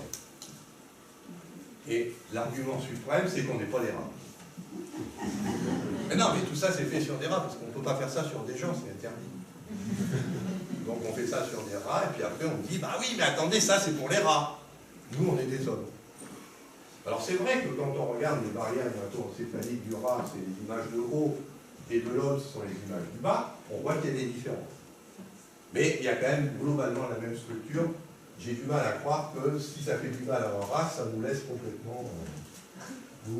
Alors bien sûr, on pourrait faire des expériences sur des hommes. Alors, vous allez comprendre maintenant l'importance du combat que mène Corinne Bouget, pour ceux qui la connaissent. Elle lutte depuis des années pour qu'on arrête de manger de l'aspartame, du soja, des glutamates, et on la traite de folle. Parce qu'on dit, tout ça c'est pas toxique. Mais ce qu'on oublie, c'est que c'est pas toxique si la barrière hémato-encéphalique est intacte. Mais si je mets mon téléphone ici et que ça s'ouvre, toutes ces excitotoxines pilent dans le cerveau. Et du glutamate ou de l'aspartame dans le cerveau, on a fait les expériences, c'est la mort des neurones. Donc vous voyez le problème de téléphoner au portable, c'est que vous allez vous prendre dans la gueule toute votre alimentation. Votre cerveau n'est plus protégé de ce que vous mangez. Donc c'est pour ça qu'elle se bat. Et si vous voulez savoir qu'est-ce qu'il faut éviter dans votre alimentation, achetez son livre et vous pourrez faire vos courses tranquillement.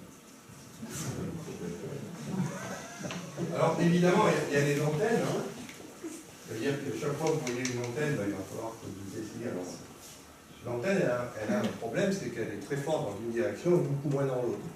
Ce qui fait que celui qui s'en prend plein la poire, c'est celui qui est plein dans le lobe.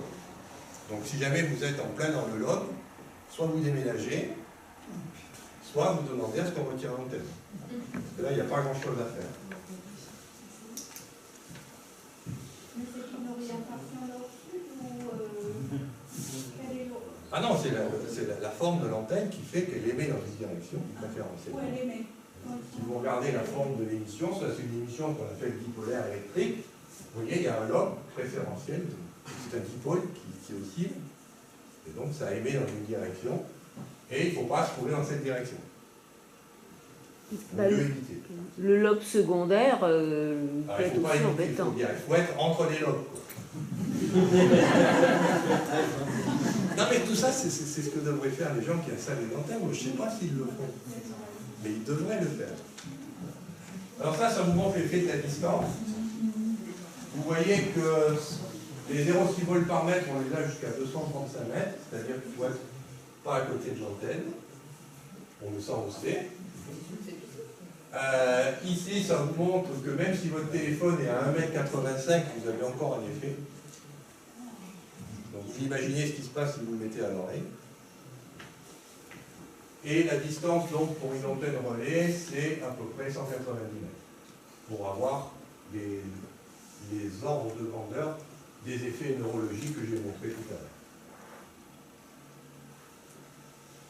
Alors, c'est là où c'est inquiétant. C'est que si vous regardez la matière cérébrale, en mettant un téléphone à l'oreille, si vous mettez 1 watt par kilo en DAS au niveau du téléphone, au niveau de l'oreille, vous voyez ce qui se passe? C'est que le DAS à l'intérieur du cerveau diminue. Maintenant, vous avez compris. Je n'ai pas d'effet thermique à l'oreille, mais comme plus le DAS diminue, plus je monte en sensibilité et la modulation, bien je me grille l'intérieur du cerveau. À cause de la modulation. Oui, vous ne regarderez pas votre téléphone. Alors, c'est pour ça que si vous regardez mon téléphone, il est protégé. Il y a des systèmes de protection. Alors, sur ça, il y en a énormément. Si vous avez fait les salons zen, bien-être, tout le monde propose son système de protection. Moi, je n'en connais qu'un qui a fait ses preuves. C'est pour ça que je vous permets de le mettre. Ça s'appelle Homo System. Si vous voulez savoir, il y a une petite vidéo qui est très jolie, où ils ont fait une expérience avec des fourmis, avec le système de protection, sans système de protection. Et vous voyez très bien que les fourmis se retrouvent un comportement normal qu'elles n'avaient pas s'il y avait des radiations. Donc ce sont des systèmes qui protègent votre habitation, qui protègent votre téléphone. Si vous regardez mon Macintosh, il y en a un ici aussi. Donc ça, il faut se protéger. Actuellement, c'est ça ou vous coupez le Wi-Fi. Il n'y a pas le choix.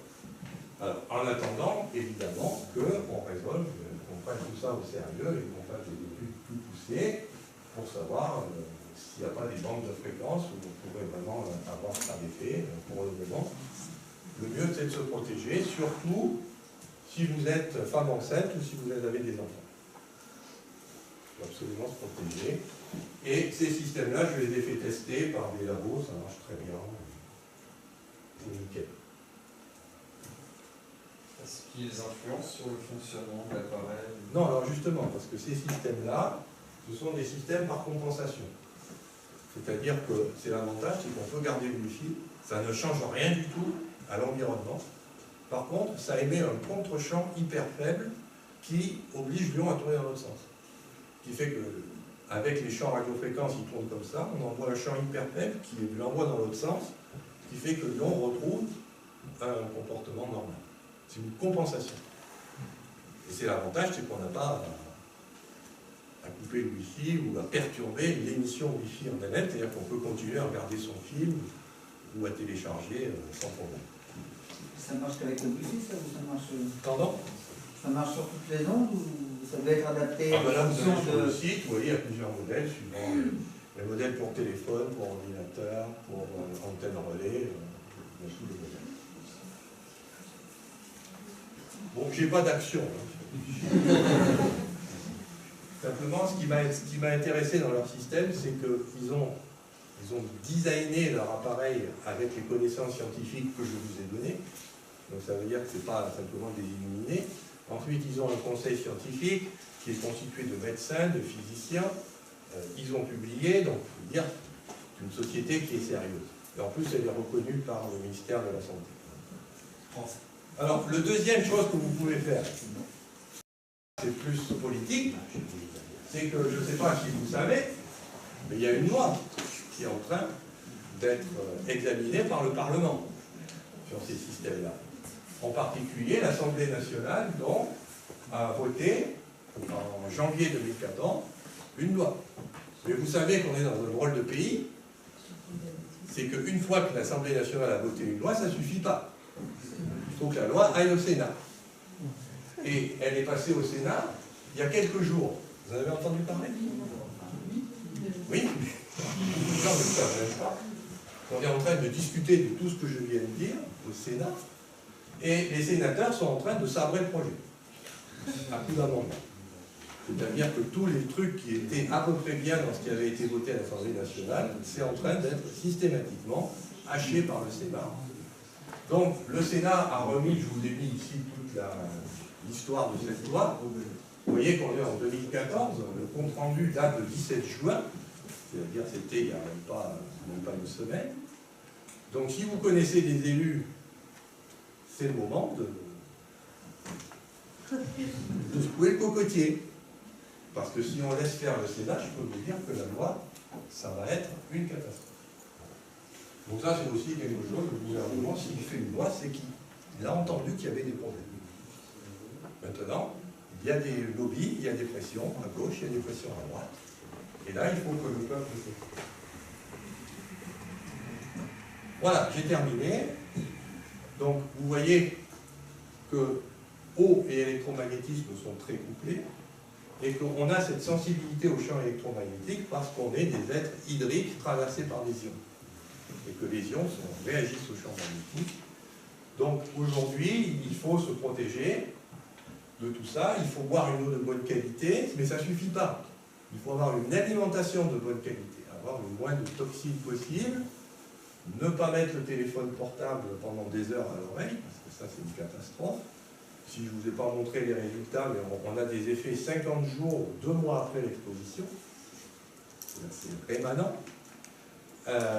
Évidemment, cette chose d'offrir un téléphone portable à un enfant, c'est une catastrophe. Utilisez les oreillettes le plus possible. Et puis le soir, éteignez tout. Parce que je vous rappelle qu'il y a maintenant ces bornes Wi-Fi, c'est-à-dire que les réseaux se servent de votre système, de votre box, pour faire surfer sur Internet, pour faire des tas de choses à des gens qui sont extérieurs à chez vous. Donc la meilleure façon, c'est de couper le jus et de rallumer le matin. Voilà, donc après, vous avez plusieurs façons de continuer. Je suis très actif sur Internet, sur YouTube, j'ai un site Internet. Pour ceux qui sont vraiment passionnés par l'eau, abonnez-vous à cette web application Eau Info. C'est une web application, c'est-à-dire que vous la mettez sur votre téléphone portable et vous pouvez avoir toutes les informations de tout ce qui se passe dans le monde entier sur l'eau. C'est fait par un ami à moi qui s'appelle Rodolphe Forgier. Et donc avec ça, vous êtes branché sur la planète eau. Vous êtes au courant de tout ce qui se passe. Dès qu'il y a une information intéressante, on la met. Après, il y a les vidéos. Il y a 7 vidéos, ici 7 conférences. On va essayer de la mettre sur Internet pour qu'elle bénéficie au maximum de gens. Il faut faire passer l'information. Parlez-en autour de vous. Faites bouger les choses parce que je vous dis qu'on est vraiment dans quelque chose qui va bouleverser. Si vous prenez les travaux de Luc Montagnier d'un côté, qui vont bouleverser la façon de faire la médecine, et tout ce qui se passe avec les ondes électromagnétiques, ce brouillard électromagnétique qui monte, ça veut dire aussi que tout ce que les remèdes qu'est en train de développer Luc Montagnier ne seront pas efficaces, parce qu'ils sont basés sur un phénomène électromagnétique. Donc il va falloir quand même à un moment donné baisser ce brouillard, faire quelque chose. Voilà, donc maintenant, les choses commencent, les choses sérieuses commencent, puisque j'ai terminé de dire ce que j'ai à dire. Donc si vous avez des questions, je suis à votre disposition. Ou alors tout a été clair. Je vais revenir sur la mémoire de stockage dans l'eau, 18 grammes d'eau. Oui. On sait combien de temps stocker l'information Alors, entre l'écriture et l'information, c'est un petit peu difficile. Est-ce que vous connaissez les phénomènes de supraconduction? Bon. Grosso modo, ce qui se passe. Vous prenez un conducteur mécanique et vous le faites passer un courant. Normalement, ça s'appelle l'effet Joule, vous allez avoir un dégagement de chaleur. C'est comme ça qu'on fait les convecteurs électriques. Mais si vous baissez la température, vous pouvez faire passer le métal dans ce qu'on appelle un état de supraconductivité. C'est-à-dire que là, le courant se propage sans chaleur. Et comme il se propage sans chaleur, il ne s'arrête jamais. C'est un mouvement auto-entretenu. C'est un effet quantique, on connaît bien en physique quantique. On le trouve aussi dans ce qu'on appelle la superfluidité. Vous avez peut-être, si vous allez au Palais de la Découverte, peut-être qu'il y a ça, ou dans certaines exhibitions scientifiques, ce qu'on appelle des fontaines qui ne s'arrêtent jamais. Ce sont des fontaines qui coulent, qui coulent, qui coulent. L'eau monte, puis descend, puis remonte, puis descend. Et puis une fois qu'on a mis le mouvement en route, ça s'arrête, c'est perpétuel. Alors c'est perpétuel parce qu'on joue sur cette cohérence quantique. C'est-à-dire que tant qu'on a la cohérence, le système ne parle qu'à lui-même, il ne parle pas à l'extérieur. Et donc, ce mouvement ne s'arrête jamais. Donc, ces courants dont j'ai parlé dans les domaines de cohérence sont de ce type-là. Ce sont des courants qui sont quantiques et non pas classiques. Et donc, une fois qu'ils sont mis en route, si on ne chauffe pas trop, c'est comme ça qu'on les tue en fait, en chauffant. Et si on reste à un milieu qui est tempéré, thermostaté, une fois qu'ils sont là pour tout le temps. Donc l'information reste tant que la température ne devient pas trop élevée.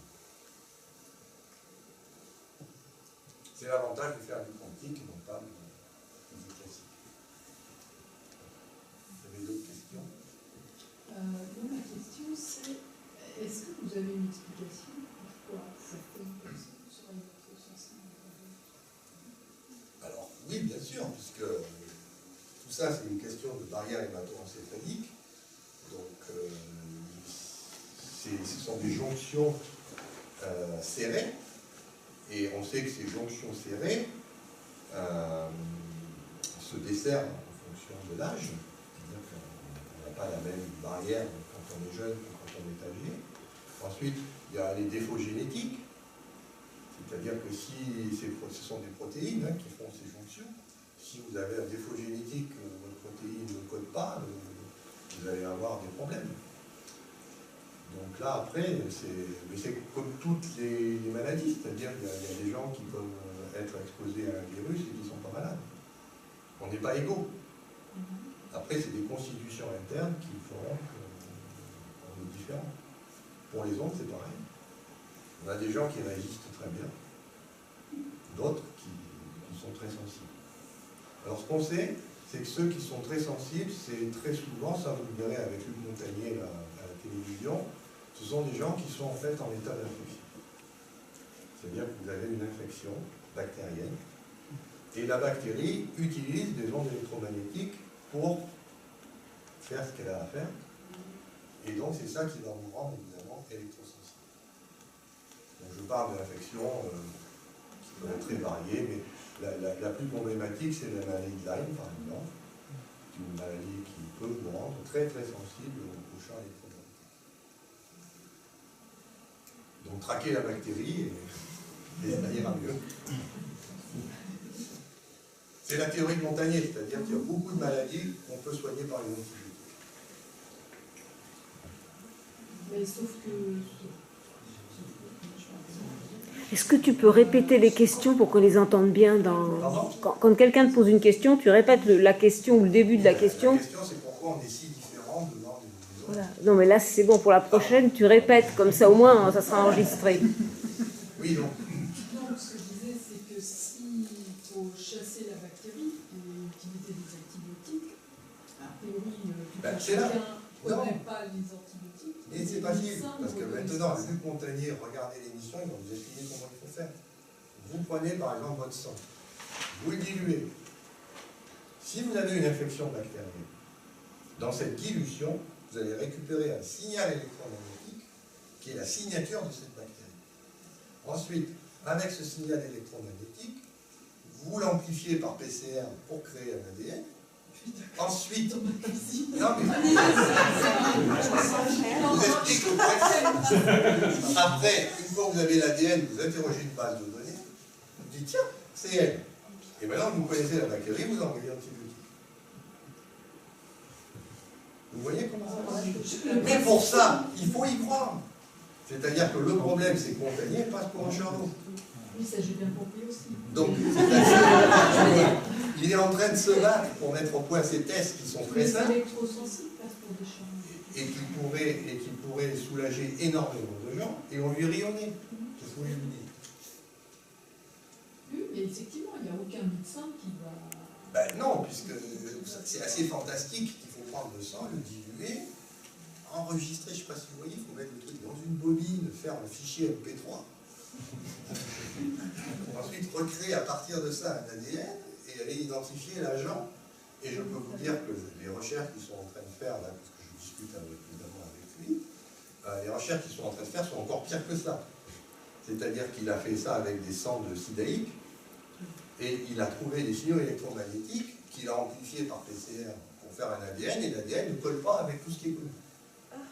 C'est-à-dire qu'il a découvert ce qu'il appelle un agent X. Une bactérie qui est là, qui fout le bordel, chez les gens qui sont atteints du sida, la population africaine essentiellement, c'est essentiellement chez les Africains, et cette bactérie, elle n'est pas connue.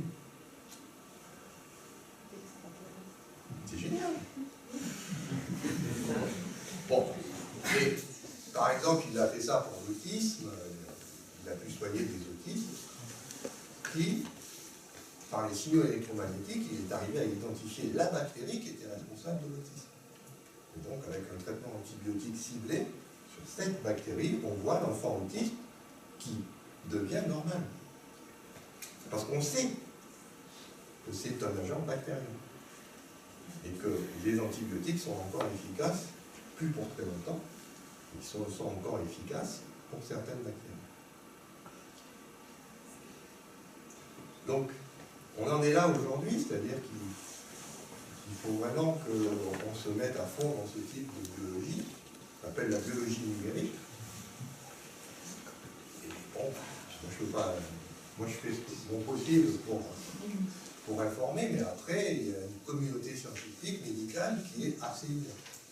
Mais, par exemple, la cité de Strasbourg, ouvert à ce type. Bon, vraiment. Pharmacien, mais non, c'est ce que j'explique dans le documentaire, c'est qu'il y a un problème, c'est qu'il faut être à la fois biologiste, chimiste et physicien. Un biologiste n'a aucune connaissance en physique. Donc, comment voulez-vous qu'il faut lui apprendre tout ça? Si vous ne connaissez pas. Alors, les gens disent non, c'est pas possible parce que ils se basent sur des raisonnements biochimiques, matériels, qui datent du 19e siècle. Et dans ce cadre-là, c'est incompréhensible. Parce que les nouvelles lois, c'est la physique quantique, c'est l'électromagnétisme, il faut être physicien.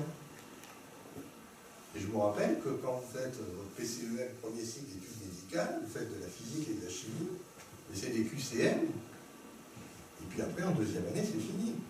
Il n'y en a plus. Donc, bien sûr que non. Ces gens-là, bon, au mieux, ils sont neutres.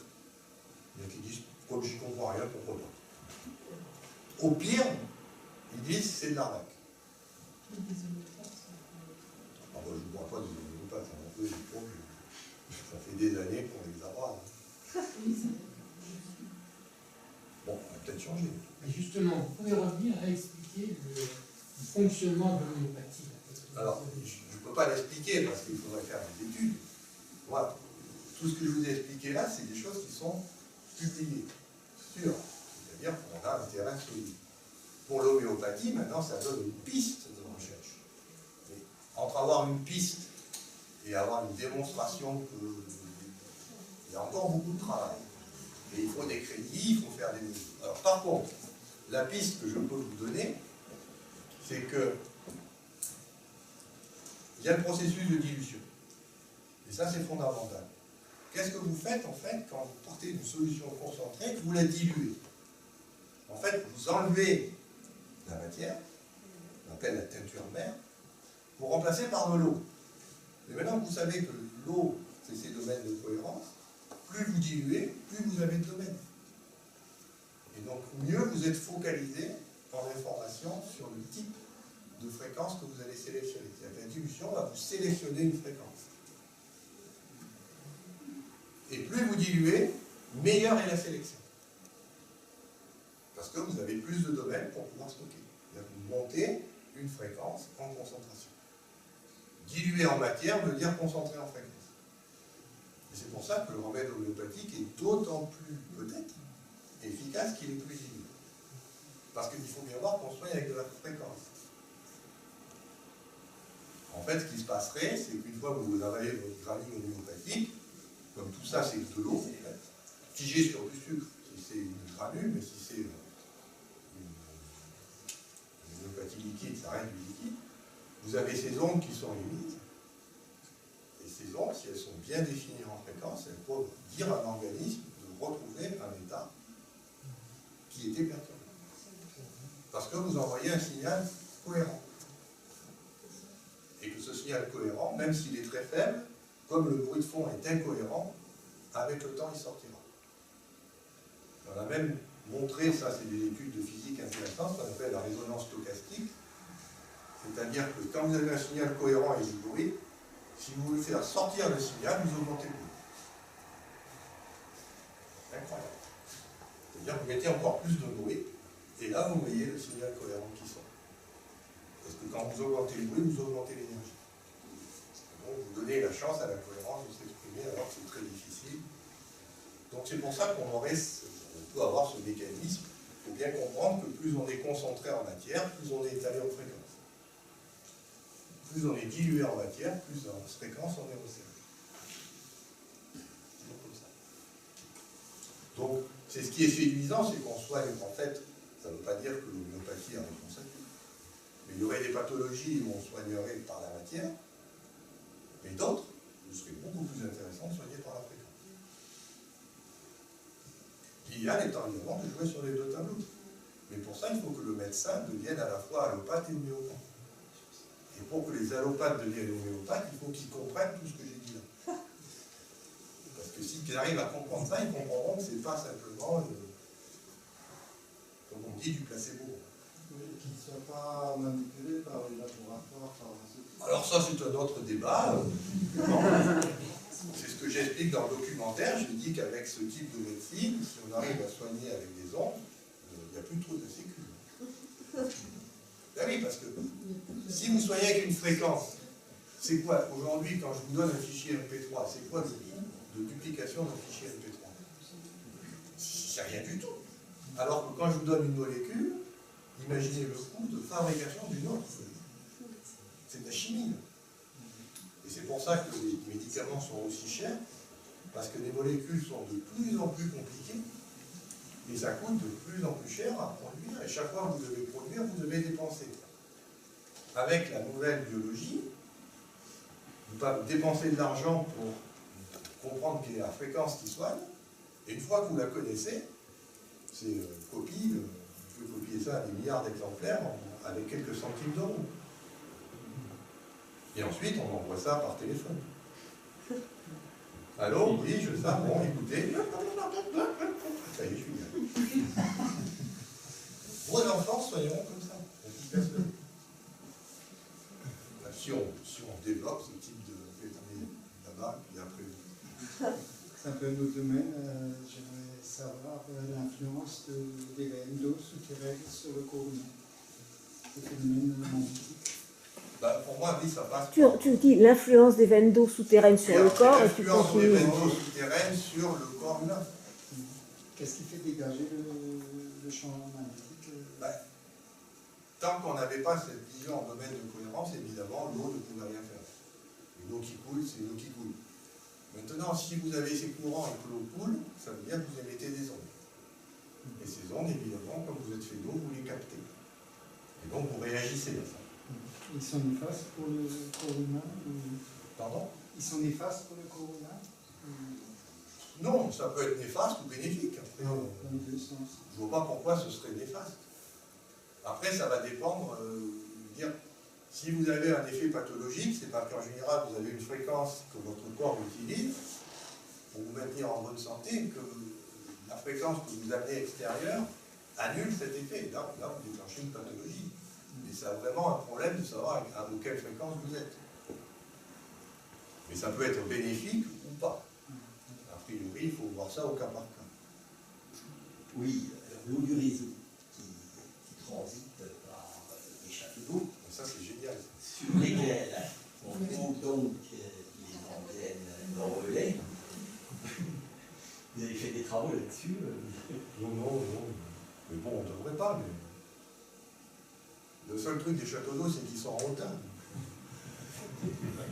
Et là, ils sont remplis d'eau, mais c'est plus normal. Alors après, il faut savoir aussi que quand vous faites un brouillard d'ondes, c'est moins grave que quand vous envoyez des ondes bien sélectionnées. Donc à la limite, un brouillard d'ondes avec toutes les fréquences n'est pas gênant. Ce qui serait gênant, c'est que dans cette eau, il y ait une fréquence particulière. Par exemple, 50 Hz, qui peut être très dommageable pour les barrières électrocéphaliques. Parce que ça peut toucher les canalisations d'eau, parce qu'on sait qu'une antenne relais, effectivement, vous l'avez expliqué, mais il y a aussi des ondes qui touchent le sol. Et bon, vous me direz, les canalisations sont enterrées, mais ça peut directement toucher la distribution à des fréquences données. Mais c'est le problème, ça remet en cause le réseau de distribution, la téléphonie mobile, les médicaments, la nutrition. Je vous dis, il va falloir. Il ne faut pas aborder tous les problèmes en même temps. La communauté des chercheurs qui cherchent dans le domaine. Très réduite. Elle existe. Mais l'avantage. Mais peu nombreux, mais dans toutes les grandes révolutions scientifiques, c'est toujours comme ça. C'est toujours un petit groupe qui tient bon et qui finit par s'imposer. Et puis si le petit groupe, c'est un petit groupe de malfaiteurs qui est en train de pipoter, ça va n'aura aucun effet. Moi je pense pas, parce que bon, c'est de la bonne physique, on commence à bien comprendre comment fonctionne la cellule.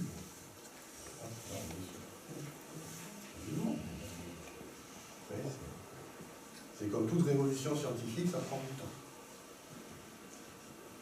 Le professeur Montagnier, excusez-moi, juste une petite précision s'il vous plaît, c'est bien le professeur Montagnier, le prix Nobel. Oui, c'est le prix Nobel de médecine pour la découverte du virus en Chine. D'accord. Donc, je voulais juste avoir la précision. Et la raison pour laquelle il s'est mis là-dedans, c'est parce qu'il voulait comprendre pourquoi la population africaine était très sensible à ce virus. Parce que c'est un virus qui fait des dégâts énormes en Afrique. Et la population africaine voulait savoir si c'était génétique, mais en fait, non, ce serait bactérien. C'est-à-dire qu'ils ont une prédisposition à s'infecter avec un certain type de nanobactéries. Et c'est pour ça qu'ils sont très vulnérables sur ce virus. Alors que nous, en Europe, on est beaucoup moins vulnérables. Ça ne veut pas dire qu'on n'a pas la maladie, mais de façon beaucoup moins. On n'a pas ces grosses épidémies qu'il y a. Et donc, il voulait comprendre ça. Et c'est pour ça qu'il connaissait les travaux de Benveniste, et quand Benveniste est mort, il a décidé de reprendre tout ça. Bon, Benveniste, on l'a déjà traité pour un rigolo. Hein. Oui, mais on n'aurait pas dû. Puisque finalement, c'est peut-être lui qui va faire que dans 2 siècles, on se connaîtra avec sa biologie numérique. On a eu le problème avec Galilée. Hein. Galilée, à un moment donné, il a dit, ben, vous savez, elle tourne. Hein. Tout le monde l'a traité de rigolo, et puis 200 ans après, il dit, ah bah oui. Il y avait des questions par ici. Est-ce que vous travaillez avec des beaux-arts allemands, peut-être, sur les recherches avec d'autres chercheurs? Non, pas sur les... Là, je travaille avec les Italiens. Toute la théorie du domaine de cohérence a été faite en 88 en Italie. Avec 3 personnes, sur les 3, il y en a 2 qui sont morts. De vieillesse. Il reste encore une personne que vous verrez dans le documentaire. partait ça depuis 88, donc ça fait quand même 30 ans. On en est toujours à expliquer. Pour en revenir aux fréquences néfastes, on parle du 50 Hz. Est-ce que je dois passer le 12 volts continu chez moi? Pour vous dire. Là, on voit le 50 Hz, fréquence de modulation sur une porteuse de 900 Hz. Après, qu'est-ce que fait le 50 Hz des prix? Ça, on va faire des études. Mais faire des études, c'est avoir des crédits. Et quand vous posez des projets sur ça, les crédits, c'est net. Une bonne raison, c'est que le système de recherche est en train de changer. Avant, quand moi j'ai démarré en recherche, le fait d'être nommé professeur, j'étais autonome. Je recevais de l'argent du ministère pour faire ce que je veux. C'est normal, puisque j'ai satisfait à toutes les règles, à tous les examens. Aujourd'hui, il n'y a plus d'argent qui vient des pouvoirs publics. L'argent va dans une agence et on va faire des projets qui sont examinés par des comités d'experts qui décident si on finance ou pas. Et donc c'est là où ça coince. C'est que le comité d'experts, en général, dit non. Et s'il dit non, vous n'avez pas l'argent. Et comme l'État n'en donne plus, ben, on attend. On attend, un industriel. Il y a un gros industriel dans la salle.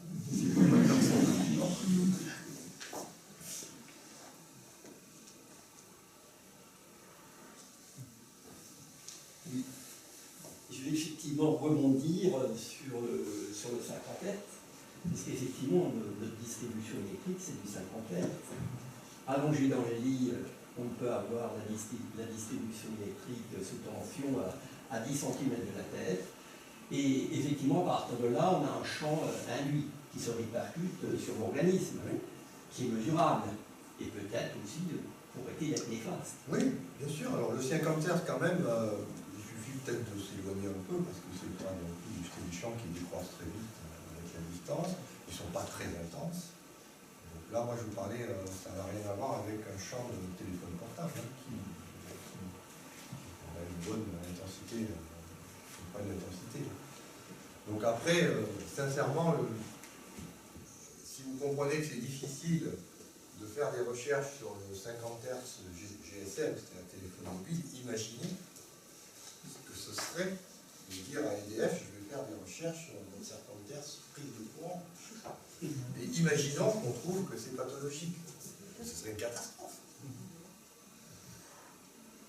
Moi, si j'étais le PDG d'EDF, je verrouillerais. Bon, comme je vous ai dit, il y a 15 jours, j'étais à Cape Town, en Afrique du Sud, pour ce grand congrès de bioélectromagnétisme. Et c'est un congrès, en fait, qui est en train de perdre de vitesse. Pourquoi? Parce que, je vous ai donné les dates, on sait ça depuis à peu près l'année 80, il y a des problèmes. Et ils en sont toujours, il y a toujours la moitié des gens qui disent qu'il n'y a pas d'effet, et il y a toujours la moitié des gens qui disent qu'il y a un effet. Alors on soupçonne que ceux qui disent qu'il n'y a pas d'effet, ben, c'est parce qu'ils sont largement arrosés par derrière pour prouver qu'il n'y a pas d'effet, et ils mettent des publications où ils disent qu'il n'y a rien. Et on est là, c'est des chiens de faïence. Il y en a qui disent c'est mauvais, il y en a qui disent c'est bon. Et pendant ce temps-là, ben, on continue à monter les puissances. Oui, le problème, c'est que les arrosés sont dans toutes les commissions. On les trouve dans toutes les commissions. C'est ça le problème. Non, je voudrais savoir par rapport au financement de projets. On ne pourrait pas imaginer des particuliers. Non. Non, c'est pas Vous n'imaginez pas ce que c'est que les mesures de bio. C'est des budgets, c'est des centaines de milliers, voire des millions d'euros. Alors en particulier, ça voudrait dire beaucoup. Le problème, c'est que les particuliers sont très sollicités. Il y a la Ligue contre le cancer, il y a la Ligue... Non, mais vous ne pouvez pas donner... Non, là, moi, je pense quand même que les pouvoirs publics, c'est leur rôle. C'est eux à mettre en œuvre les masses financières pour faire ces études. regrette, c'est pas aux particuliers de faire ça. Elle connaît bien ce que ça donne avec les sénateurs. Avec les sénateurs. Là, sur oui, la voie de... c'est regrettable. Mais il y a quand même un problème politique. Parce que les seuls qui peuvent mobiliser les crédits, parce que je vous dis, encore faire des mesures de champ magnétique, de champ électrique, ça va. Mais dès qu'il faut commencer à faire avec des rats, il faut les nourrir, il faut les sacrifier, il faut les disséquer, c'est des budgets à finir. Donc ça coûte très très très cher. Et je ne vous parle pas des mesures de toxicité, c'est-à-dire que s'il faut couper ça avec des mesures d'étanchéité, de barrière hémato-encéphalique, savoir si on a des butalate qui mangent, c'est des budgets clos. Donc là, les particuliers, non. L'Europe, c'est très gentil, mais... Marc, l'Europe pourrait payer ça parce qu'il y a des budgets européens. La seule chose que pourraient faire les particuliers, c'est une super pétition de plus d'1 million de personnes dans 12 pays différents et représentatifs, etc. pour réclamer ça. Et puis à la 10e pétition, peut-être que ça bougera. Vous avez un maire, vous allez voir le maire, vous dites, ça c'est pas vous, un groupe de... Et le maire ensuite va voir d'autres maires, et eux peuvent ensuite voir des sénateurs, des députés, avec un groupe aussi. C'est des actions comme ça qui peuvent permettre. Donc il faut que l'État dégage des crédits pour faire des recherches. Enfin, je veux dire, Belcom, par exemple. On est tout seul. Mais il a déjà été écouté, enfin, il a été reçu à l'Assemblée nationale. Ah mais moi, j'ai été reçu à l'Académie nationale de médecine. On vous reçoit. Après, qu'est-ce qu'on fait avec les informations qu'on donne? Ça, c'est autre chose. On reçoit les lobbies pastèques. Ben oui, après, il y a d'autres. Tout le monde s'exprime, mais c'est un jeu, c'est un rapport de force. Donc, pour le moment, le rapport de force, il est plutôt du côté des fabricants de médicaments, des fabricants de la voie et de l'industrie alimentaire, ce qu'on appelle les additifs, tous ces produits qu'on vend au supermarché, et bien sûr, du côté de la téléphonie mobile. Ces gens-là font le lobbying qu'il faut pour qu'ils continuent leur business.